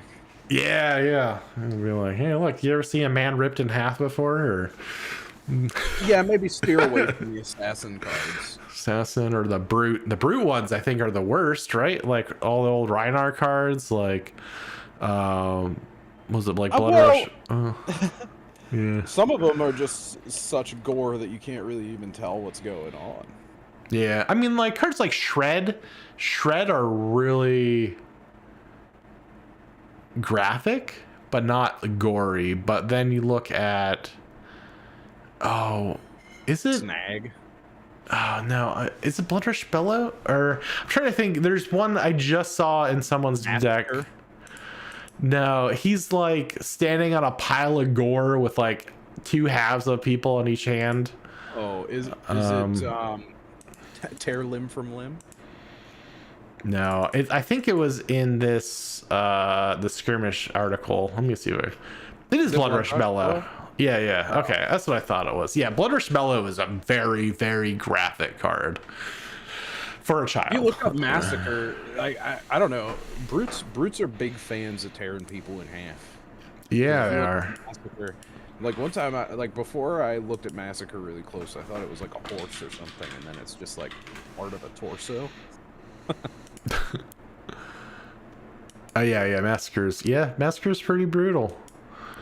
And then Blood Rush. I don't know what's the worst. I love actually. Blood Rush Bellow just has this beautiful color scheme to it, like the background, like the I have to imagine it's a lot like this hunted art in our background. Like it's yeah. But Beautiful play of reds. Blood Rush Bellow is such an iconic card too, though. It's going to be a sad day when they ban that thing. It draws 2 cards. It's going to be gone soon. Not literally soon. Brute isn't powerful enough. Watch, but if KO would actually get 600 living legend points in a season, they'd ban that shit tomorrow. I wonder what would you think is more iconic for the Brute cards? Blood Rush Bellow or Alpha Rampage? Oh, it's Blood Rush Bellow. Because You really? you can only play Alpha Rampage if you're Rhinar, Right. and even if you are Rhinar, you might not play Alpha. Well, I don't know. Alpha Rampage. I feel like Alpha Rampage was all over all of their promotional stuff, like all the posters, the play mats, and everything. So Yeah, but that was from Welcome to Wraith. yeah. Alpha Rampage is so far away from what you want to be doing. Well, Blood Rush Bellows is from Welcome to Wraith. Blood Rush Bellow is a lot better than Alpha Rampage. Oh yeah, but they're from the same set. Yeah, I don't know. I just when I think iconic, I'm just thinking like, you know, what did they push? I mean, so I guess Blood Rush Bellows Alpha probably. Rampage is locked to Rhinar though. Yeah. Okay, yeah, so and it was in their decks. Rhinar. And you got to take into account, like, I know it says 3, but you have to discard a card at random as an additional cost. So that thing, it effectively costs you 6. Well, it'll probably be more like 5 because the card you're discarding is probably yellow. But, yeah, you have to have the card to pitch and the card to discard to come in for 9, which is fairly fair. Guardians get a little bit more than that for 6, but it also intimidates, and if you're playing Rhinar, it intimidates twice usually. I don't know. It's a great ending card if you're in the type of meta that allows grindy games where you might be a brute into a guardian. Like whenever Jarl comes back, I think brute might be a little bit better. If Jarl makes a big splash in the meta, I think brute can come back into the meta a little bit more. Because I actually think Rhinar has a lot of good game into Guardians, because the Intimidate can make their choices awkward.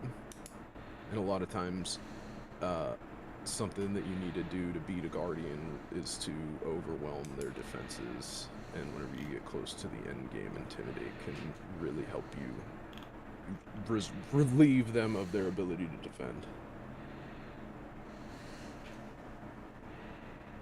Blood Rush Bellow, really, I'm surprised it's $5 now. That card used to be just so completely cheap just because everybody has Welcome to Wraith. I guess it's just a matter of time before Welcome to Wraith becomes an expensive set. So, I mean, that's gonna be, I don't know, that's still a pretty far off one, I think. Let me see if I can pull up the last time I did EVs. I've been redoing a lot of my sheets. I'm very tempted to save up for a first edition Rainbow foil of Blood Rush Bellow, but I think I would rather get a graded one at that point. Yeah, right now the per case, well, so this is like a week, 2 weeks old. 2 weeks old. My EV for Welcome to Wraith Unlimited was $157 a case. $157 a case, Christ. Yeah, that's why there's no. I mean, unless the prices finally divorce from the EV, I don't think those cases are gonna be moving too much. You're pretty much Tunic or bust, although I feel like this price has gone up. Is Tunic up or down? I mean, the Tunic heart. Yeah, the heart last time I looked was 350. Well, again, this isn't current. I'm pulling the 2 week old data that I'm pulling this EV from. I guess I could export it and import it real fast. But the so when I did this, the Fable, which was the heart, was at 354, and then yeah, this legendary at 150 has to be the Tunic.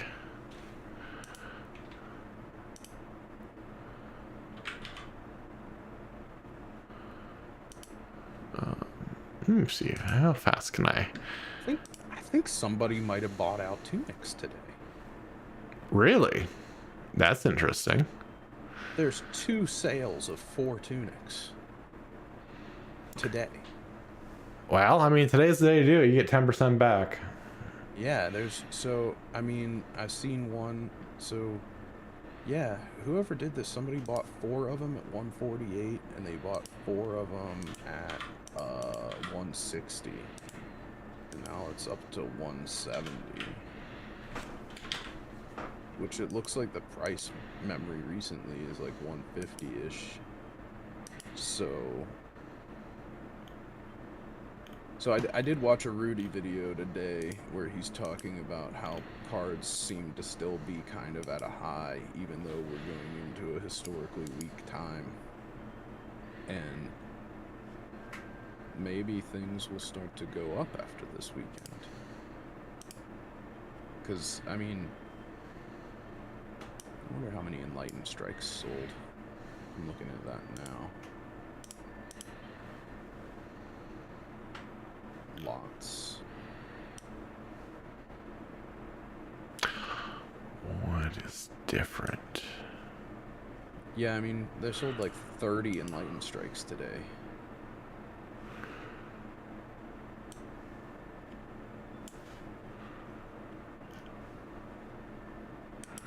Oh yeah. Price seems to have gone up a few dollars. And now it's really just back to what it was in October. I don't know. Welcome to Wraith is kind of a tricky beast because there's so many staple cards, but like, you know, Sink Below Red can only pull so much weight, right? Yeah, I was gonna do a quick import of the data, but they did something. So every once in a while they'll fix cards or remove cards, and then all of my spreadsheets go to hell because they pull from very specific cells. And they removed one Welcome to Wraith card, and I don't know what it is, but that means I have to like redo a good chunk of my. Gross. Yeah.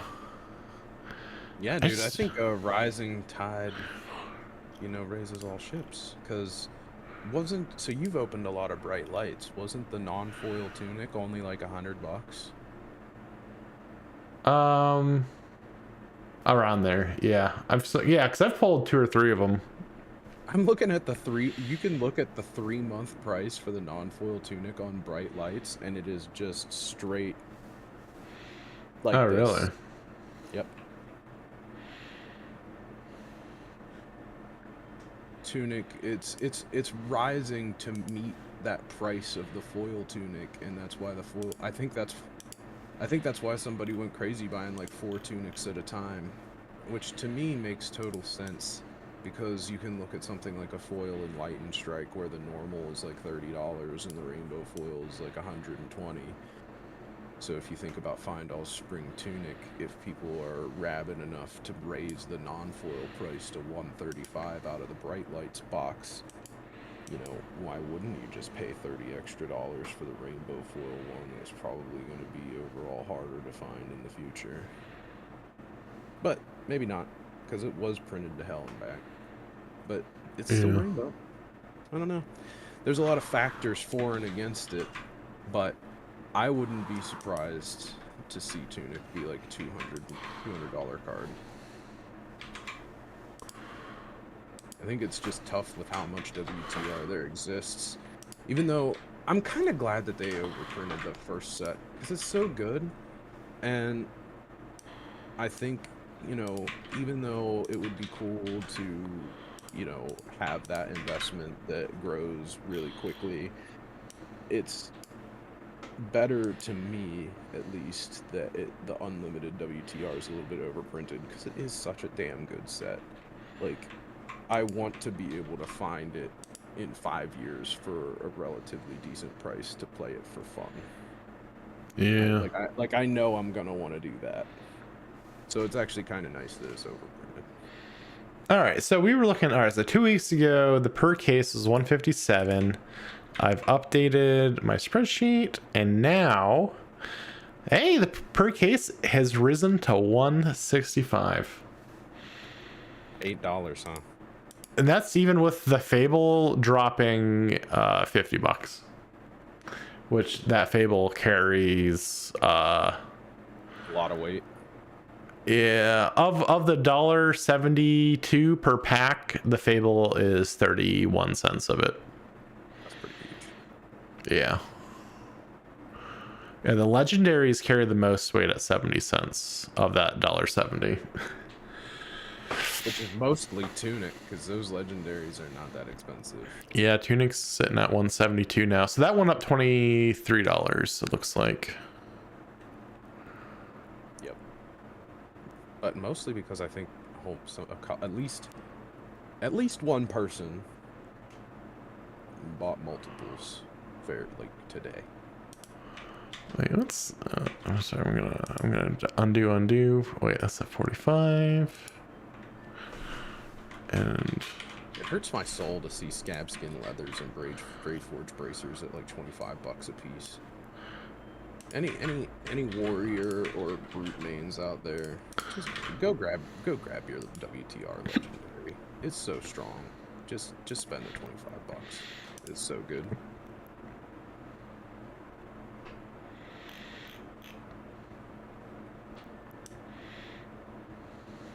That is what we always talk about, though. I mean, we're about to have a brand new warrior, and your next weapon attack this turn gains +1.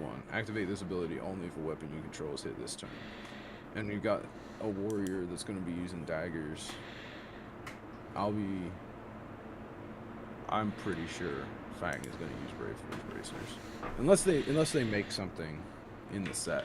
That's the gamble. They could. I think probably enough people have been burnt on Brave Forge Bracers before.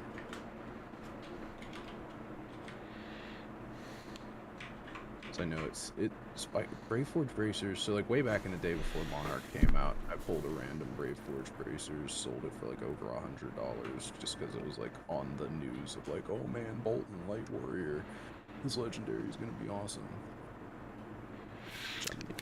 yeah, well, another thing I talk about a lot is like how swingy certain sets are, and boy does that really show with this Welcome to Wrath spreadsheet, because the Majestic, right, the number one Majestic is $42.90, which is E-Strike, and the next highest is $7.95. But the Majestic slot in this booster pack EV is 56 cents. So if you remove the E-Strike, it's 20 cents. So 35 cents of every pack is from E-Strike. Well, can you look at the foil Majestic prices? Because I think you can kind of go bananas if you get a couple good foil Majestics. Because like Spinal Crush, I know like Spinal Crush is like that $7 Majestic, the one that's right behind the E-Strike. You get the foil Spinal Crush, that's $25. Yeah, I gotta put in. I still don't normally do the rainbow foiling, because the rainbow foil isn't that much higher. But I think I'm gonna have to. Cards meta. And as soon as the cards meta, it multiplies. But how much do you think? How much of a multiplier do you think Rainbow Foil E-Strike has compared to normal E-Strike? I'm on TCG Player, so I could look it up, but I'm on Spinal Crush right now, hands off. The last time I looked, a Rainbow Foil E-Strike was $120, and the normal one now I already know is like $40 because we were just looking at it, but I did not look at Rainbow Foil. So it is at least 3 times multiplier, but it would not surprise me, especially with some of the other movement we saw today, that I would not be surprised to see Enlightened Strike more like $160 right now. So is it 4 times? No, it's 3. It's okay. I would say 3.5.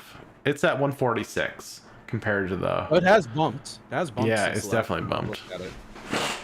But that's a huge multiplier. Even other meta foils aren't that much of a. Enlightened Strike is goated though. Enlightened Strike is people talk about iconic cards. Like a Rainbow Foil first edition, like Alpha Enlightened Strike is is like the piece de resistance for a collector, right? If they're not gonna have a cold foil tunic, like a rainbow foil E-strike is rare as shit too. I think that unlimited edition, that like there's still that small amount of hype where like a collector knows that's where value is going to be. I think it's just very projected that Enlightened Strike will always be like the mega hit out of that when it comes to Majestics, because I mean it is just perfectly flexible. Like it, I feel like there's plenty of decks that can take advantage of it. Hell, even back in the day, I still use this trick from time to time in Blitz. You play a deck that doesn't normally use Snapdragon Scalers, but you play Snapdragon Scalers because you're playing E-Strikes. So at some point in the game, you'll 7-go again them.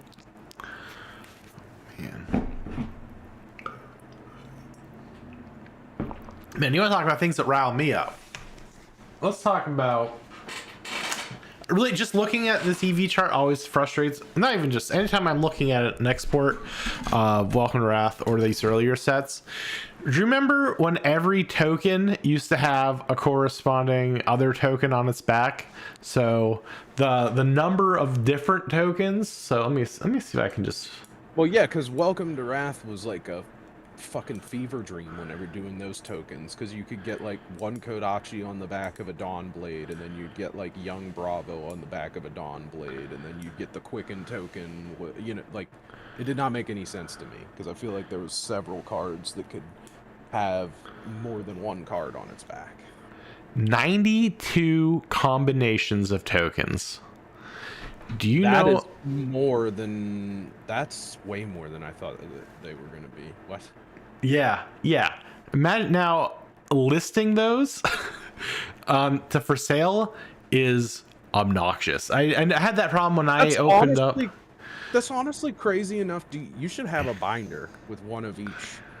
And make sure that it's a two-sided binder, so that you have to use a whole page and leave it open with one card, so you can see both halves when you flip the page. Oh yeah, well I only ever do one card per slot. I'm very generous with my space, but yeah, no, that's crazy. And then I look at Rosetta and I'm like, perfection. There's one, two, so there's the 2 double heroes, there's the 2 double weapons, there's the 2 opposite embodiment and rune chants, there's the sanctuary / ponder, and the art card. Well, you can tell that's just like learning from mistake, because like, oh yeah, I just imagine James White in that original, like, sending it off to the printer. It's just like, yeah, the tokens, just you know, we need all these tokens and randomize them together, and we'll just have one on either side. It doesn't matter. And then the thing comes out to the printer, and he's like, what do you mean there's 92 different versions? Yeah, I mean, they did that for a couple sets. It wasn't just Welcome to Wrath. I think, gosh, I don't think it was until Monarch that they started simplifying the tokens. I do think it's funny that it took that long for that kind of feedback to change, just for the simple fact that it's like, as soon as you've got to list 92 tokens, somebody had to have called you.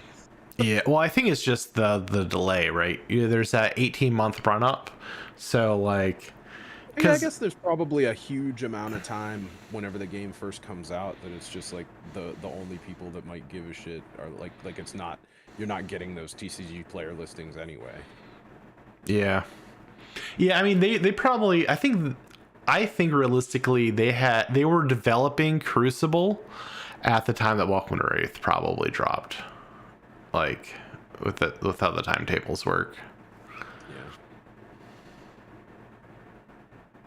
Oh, which I got one more thing that I want to mention that we didn't get around to yet, that I just want to make sure that we mention. I'm officially an L0 judge. It means almost nothing, because you can take the test over and over again until you pass it. Yeah. Oh, really? Yeah, I was gonna ask you, what was the because we were talking about that last week. I wanted to challenge you to take that, because that is like the base requirement. So I'm glad it is kind of easy, but also maybe that's a little too easy. I don't know. Well, so we were talking, right? And and you have to have a level 0 judge for an armory, right? So Mhm. it only makes sense that it's just like, oh, I didn't like the level 0 is like, do you know where to look to find up this information, right? Like even whenever you get it wrong, you look at the answers and they say like, oh, look in this portion of the rule book and you'll find that there. And that's exactly what I did. I had the rule book open because it's basically an open book test, right? And I'm looking through, and I failed with like a 77% or something like that, 70 something, and you need 85% to pass. And the only questions I got wrong had to do with like tournament stuff, like not gameplay related. Every gameplay related question, aside from like conceding and stuff, which I don't want to talk about like what's on the test specifically, but like when it comes to like uh you know how tournaments are organized and round times and stuff, that was the type of question that I missed. I didn't miss any questions about like action points or like when players can play things, etc. So anyway, I got a couple wrong, looked to see what the right answers were, and took it again. Passed with 100% that time. Uh, it's really not so bad. It's really just like, how long for this or that, and then you gotta look it up. And that's exactly what anybody would do in the real world until you've done it like a half dozen times and just have it memorized. You just look at the book. So do you think you can get a level 1, or do you think that's too? Well, I'll probably try, because to be honest with you, I do want to try and get some judge packs. Just Mhm. the collector in me. Because I started looking at like all the adjudicator promos. Because we do have like a smaller scene at my LGS, and they like to play Ultimate Pit Fight. And the first Ultimate Pit Fight game, I didn't win, even though I showed up with Oldhim. Uh, but I really just wanted to play Oldhim because I like Crown of Seeds and it's banned and everything but Ultimate Pit Fight and Living Legend at this point. Which, shout out to my LGS. That's pretty awesome. D-Drake cards. We're gonna do a Living Legend armory for the first time in a couple of weeks, which I was surprised. They're like, yeah, sure, we'll give it a shot. So I mean, I guess we got people that are far enough away from those heroes that it's like they never even played with those heroes in the first place, so it's all new to them anyway. Yeah, and honestly, I mean, where you're located, you're centrally located, I think, within a couple hours of a bunch of different potential calling events or battle hardens or Oh skirmishes, yeah. right? Yeah. So, If it didn't like if I didn't care about driving to like I have to drive an hour plus in any direction to find anything, but I'm also situated in a place where I could feasibly go to Virginia, West Virginia, Maryland, you know, east or west Pennsylvania, because I mean, yeah, or Jersey even, I think, probably. that's still I like a mean, 4-hour drive. yeah, and you have to go to Jersey. So, there's lots of downsides, but Well, no, I'll be it's honest with you. The worst part of that drive is going through Philadelphia, or like around, like avoiding Philadelphia. yeah, Philly's not too bad to drive through, like if you're just passing through it, because I think how the toll roads go, you can skip right through to Jersey, so you shouldn't have to go through too much of Jersey or too much of Philly, thankfully. But But yeah, the tolls, yeah. whenever we did that price game and you used Brutus Summarudus, I was like, oh, that card's actually pretty cool. Like, oh, you could just play any clash cards you want, and I don't know if you'd even be able to win clashes. And to be honest, what got I thought he was cool, and it got me starting to look at like all the adjudicator heroes and the different proclamations and stuff. Have you looked at any of these promos? Like No. Furion, Proclamation of Abundance. So like the Brush of Heaven's Rights, that looks pretty cool. I think the only thing that is sort of like, I don't know which I would pick, is that Brush of Heaven's Rights and Gavel of Natural Order are both the weapon slot. and I don't know if it would be better to start with a proclamation and a brush, knowing that you can equip another proclamation from your inventory, or if it's better to just have the gavel. Yeah, I mean, but honestly, those judge packs just, I mean, they easily pay for any travel you would have to like any tournament. So that'd be cool. We have a friend who is a judge and does judgy things. Do you know what level he is? I think so I have two friends that judge, and I think they're both L1 judges, but they've also both done enough things that they could probably be L2 or might be qualified if they did. Because it's not, I don't think L2 is a test that you pass. L2 is like you have to have done so many events, and then you have to be sponsored by another L2. So it's like a mentorship program, which or something. Like I Oh, don't that's know cool. literally a mentorship program, but the way that I read about sponsoring to become L2, it sounded like that's the type of thing, you know. Mm-hmm. But this Gavel of Natural Order, I I used to be very against Ultimate Pit Fight, and honestly it's mostly because of Magic's Commander. And I've come around on Ultimate Pit Fight a little bit, mostly by getting my own ego in check a little bit more. Because it sucks to lose. I always hate losing. I do my best to not let that come out negatively towards other people, no matter how much it always irritates me. And Ultimate Pit Fight, I always felt like was very much like Commander in the fact that I can't simply win on skill alone. I also have to figure out how to lie to these people.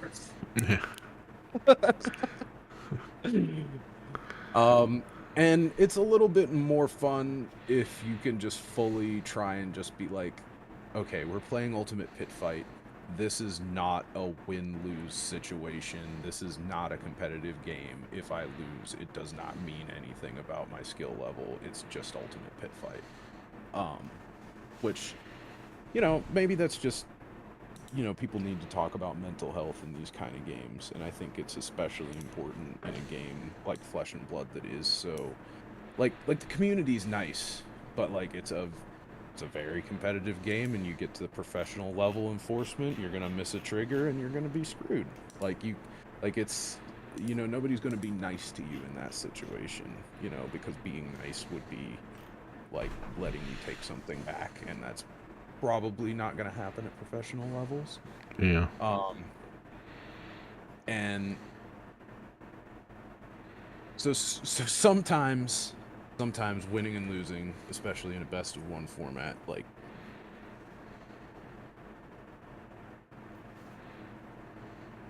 it can be frustrating, especially whenever there's a long game. Like Flesh and Blood, best of one, 50 minutes, 55 minutes, whatever. And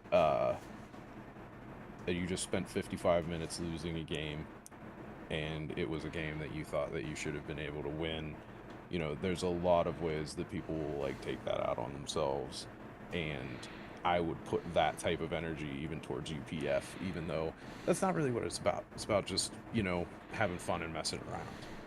And whenever I look at cards like Gavel of Natural Order and Adjudicators, like, I feel a lot better about playing those formats when I'm playing a hero that does something fun or strange.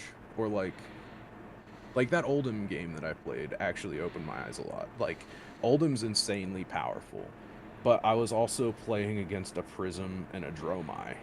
And the Dromai was the one that won the pod. And it came down to me and Dromai at the end, and I just couldn't stop them.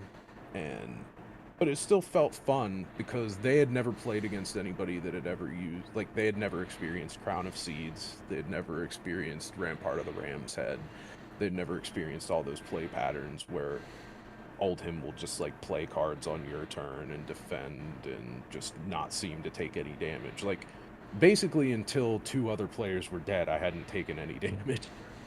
Yeah. But whenever I look at other heroes that are even further away from, like, Like, the reason Oldhim was fun was because they'd never seen anything like that before. It would probably get old if I tried to play that with them every single time, and I wouldn't. But I love the idea of like, oh, maybe I'll get an adjudicator hero promo, you know, just because that's also something that they haven't seen. Make it, you know, instead of treating Ultimate Pit Fight where a game where I feel like I have to win, I can treat it more like, here's something interesting that you've never seen before, and I'll show you what I can do. Yeah, I think that's cool. Like the more casual formats, and it does really feel like they're finally really pushing all the formats. I don't, not so much the Ultimate Fit Fighter, like on, you know, obviously not in like Ultimate a Pit professional, Fighter? but Ultimate Pit Fighter. What did I say? I don't know, but Pit I Fighter? feel like I heard Ultimate Foot Fighter, Foot and Fighter? I No, think no, I you just, it's you got that James White disease going on. I think that's no, but the Ultimate Pit Fighter, like. I mean, I think in some of the earlier big events, you'd like you'd at least watch some like recaps or like see people like goofing around. You'd have like the Rudy decks, but I do like, you know, that is not only, you know, getting some attention, but like Living Legends finally popping off, Commoners popping off, like the what was it, Portland had the Commoner for Battle Hardened Oh yeah, this no, yeah, time. I love seeing Yeah. that as well. There was an Icelander won the Commoner deck event. Icelander slayed. Like, how many? Let me see. It was like 1, 2, 3, 4.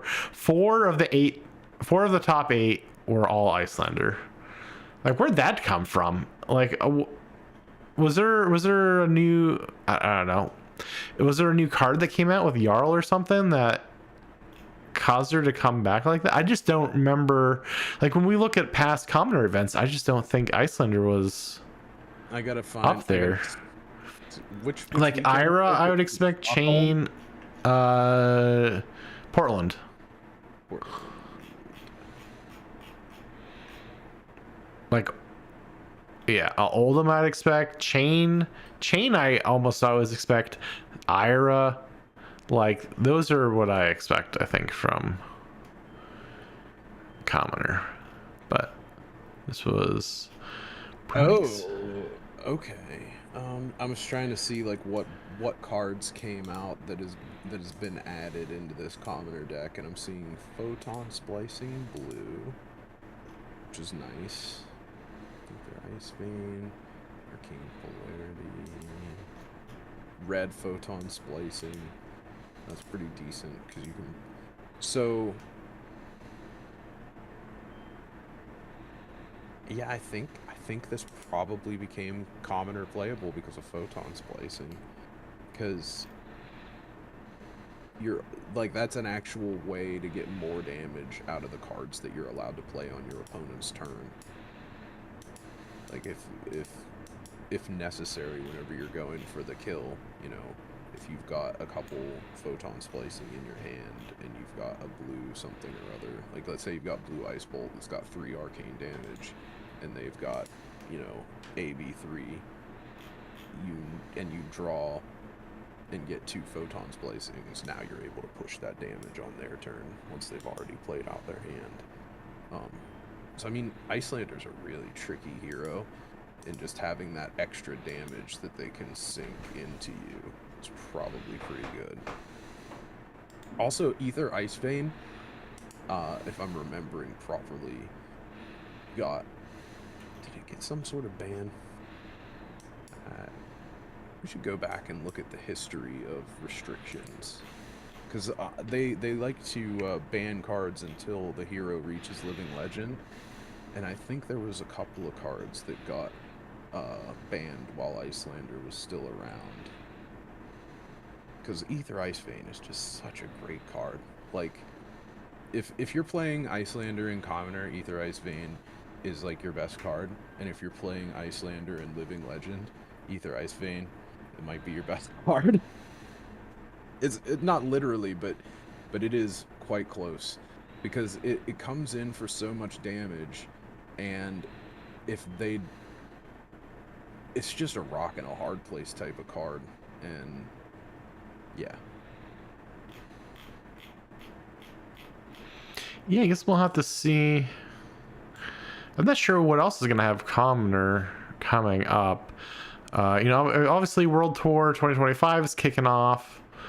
I think next weekend is Kuala Lumpur. I don't know how to pronounce that. It's in Malaysia. Then the next week, we're looking at Chicago, and I think that's kind of the end for a few weeks or for a month actually. Memphis.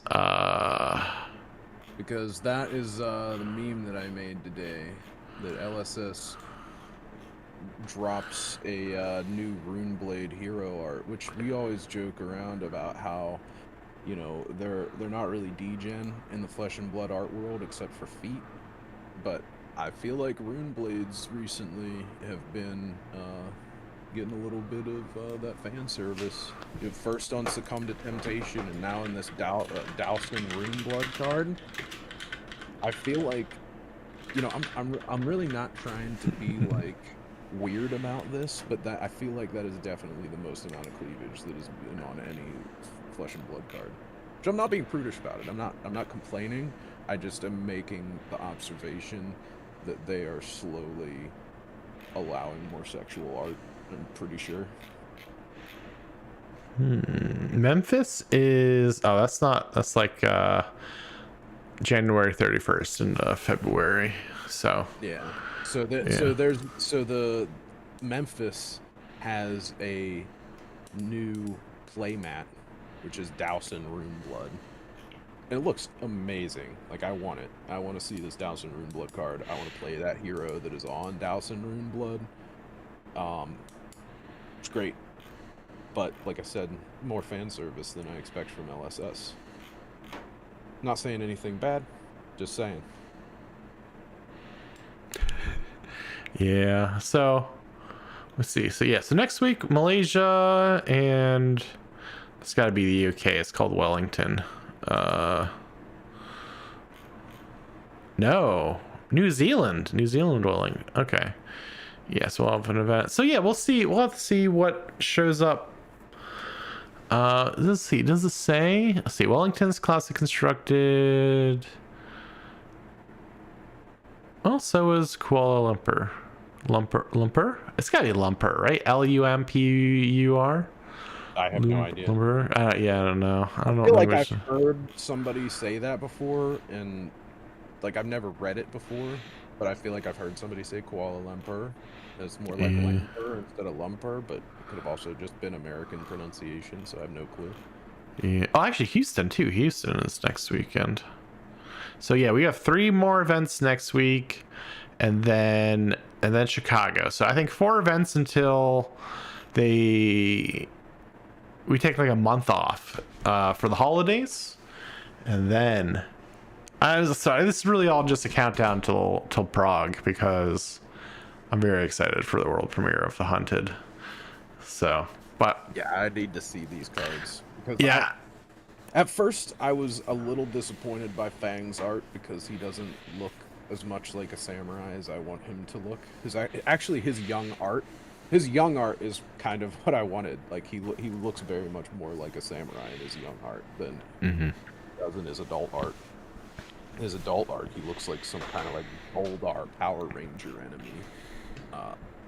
But I'm not trying to be too negative on that, because if he actually gets like a really like, I guess it's the thing that frustrates me so much is that I know that he's gonna have 2 one-handed, daggers that are maybe gonna be katanas, like harmonized Kodachi or something.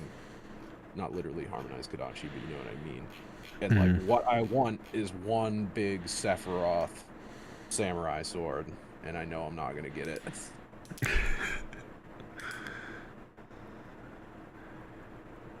Yeah. Well, yeah. I was like, I can't remember even why I was going back to. Oh, I was looking at like the world tour points. Like, obviously, like Michael Fang is currently the top of the world tour leaderboard, up there with 23 points. But I was actually when I was looking at the commoner decks, I noticed Brody Spurlock was on. He had the Oldham deck in the commoner format, and he's currently at the number 2 spot. So It's That interesting to Oldham see. deck was so funny, honestly, because if you look at it, it seems it's like way more aggro than you would expect. Like, this deck is probably just like trying to high roll, like draw Glacial Footsteps and pummel you. But that's a deck that's playing Scar for Scar and stuff too. Commoner seems like a truly interesting format at this point. We've got, I think, I didn't like Commoner too much before either, but it seems like now there's starting to be like enough common cards across the spectrum of playability, so that they're not like I'm looking at these cards and I'm not seeing like too much stuff that's just terrible, that's just like deck filler because you have to. Like, I think that there's genuinely enough decent commons that this format is like getting interesting. Well, yeah, I mean, so many, like, like especially like these null runes, right? Like the null runes, the Goliath Gauntlet, the Hearten Crossstrap. Like these are cards you see Well, I mean, sideboarded Barton into. Crossstrap's straight up banned in CC. Oh yeah, yeah. So, but these are cards you see or would see in CC, and so the fact that they're also playable in Commoner is really fascinating.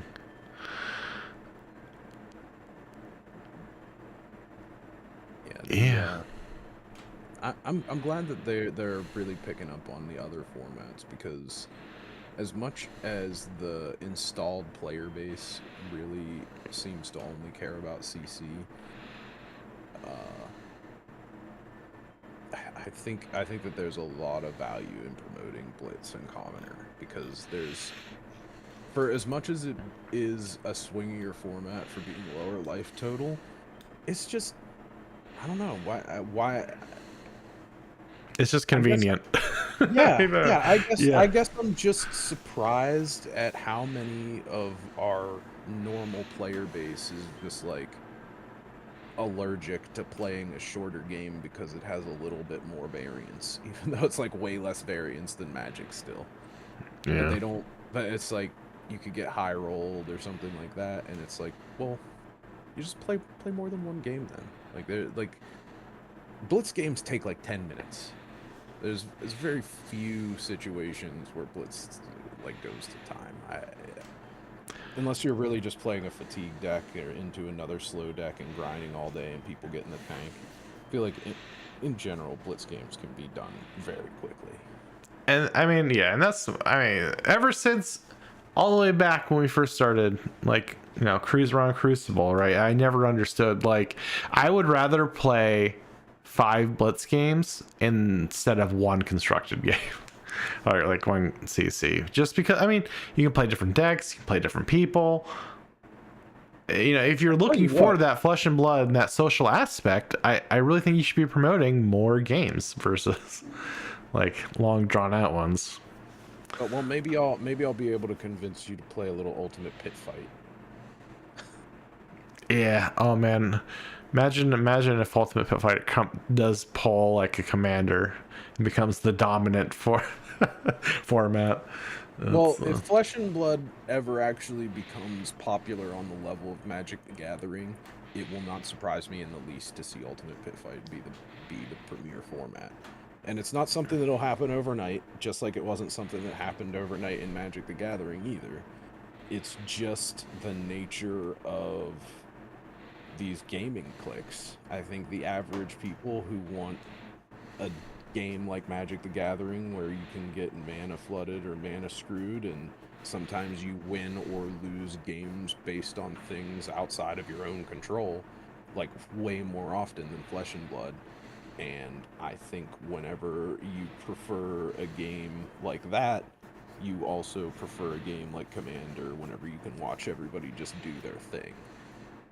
And Flesh and Blood's a little bit of a harder game to just say, like, oh, let the person do their thing, because you are always attacking and defending. There's not really a option to not attack. Or, I mean, there is an option if you block with every card and just Arsenal pass, but it's still a little bit more interactive than a Commander game would be. But I still think there's that... I think if Flesh and Blood were to grow to that point, and we did see Ultimate Pit Fight games like that, we might end up seeing more Rule Zero type stuff with Ultimate Pit Fight. Like, oh, we're not gonna you can't play XYZ hero because we don't think they're fair or whatever. Because I think that there's, as much as people who already play Flesh and Blood love Flesh and Blood, there's still certain things that get people salty. Like Illusionists get people salty. Fatigue Guardians, like Oldhim, get people salty. So I wouldn't be surprised if, 20 years from now, the year is 20XX and Flesh and Blood is played mostly in Ultimate Pit Fight, and every version of Prism and Oldhim have been banned. Yeah. Well, I don't think, is there a ban list for Ultimate Pit Fight at this point? I don't think so, right? No. The Ultimate Pit Fight ban list is special use promos. Like, you can't use Diamond Hands or Pink Visor, or you can't use oh wait, no, you can. You can. The only ones that you can't use are, I think they banned Go Bananas finally. Oh, really? I might be wrong. I need to look it up, because it used to be like Ultimate Pit Fight is the format where you can, play your Christmas cards. Like that blue Christmas card that everybody was like sad, like, oh, why can't I play this in my Florian deck? This looks good. Make an Ultimate Pit Fight Florian deck to play your Christmas card.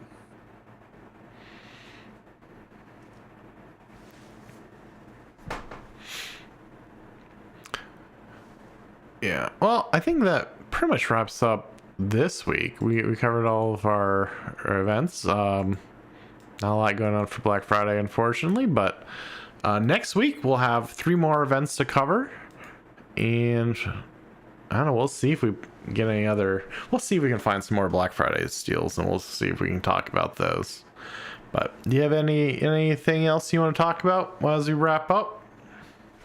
Well, whenever I was looking at your sales earlier, I did want to comment on the 3 cut through the facade. That was one thing that I didn't get to bring up.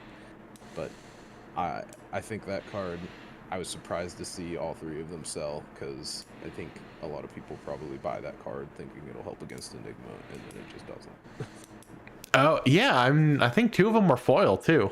Like, it was I was really happy I'm always happy to move cards, but yeah, I was surprised to see all those, because I think they all sold within like 24 hours to like different people. So I think that card's mostly a trap.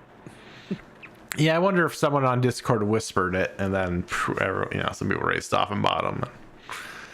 Got. But just like Snag. Yeah. All right, well, that wraps it up. Thank you all for listening. We'll be back next week, and we'll see you then. Rile you later, Faberinos.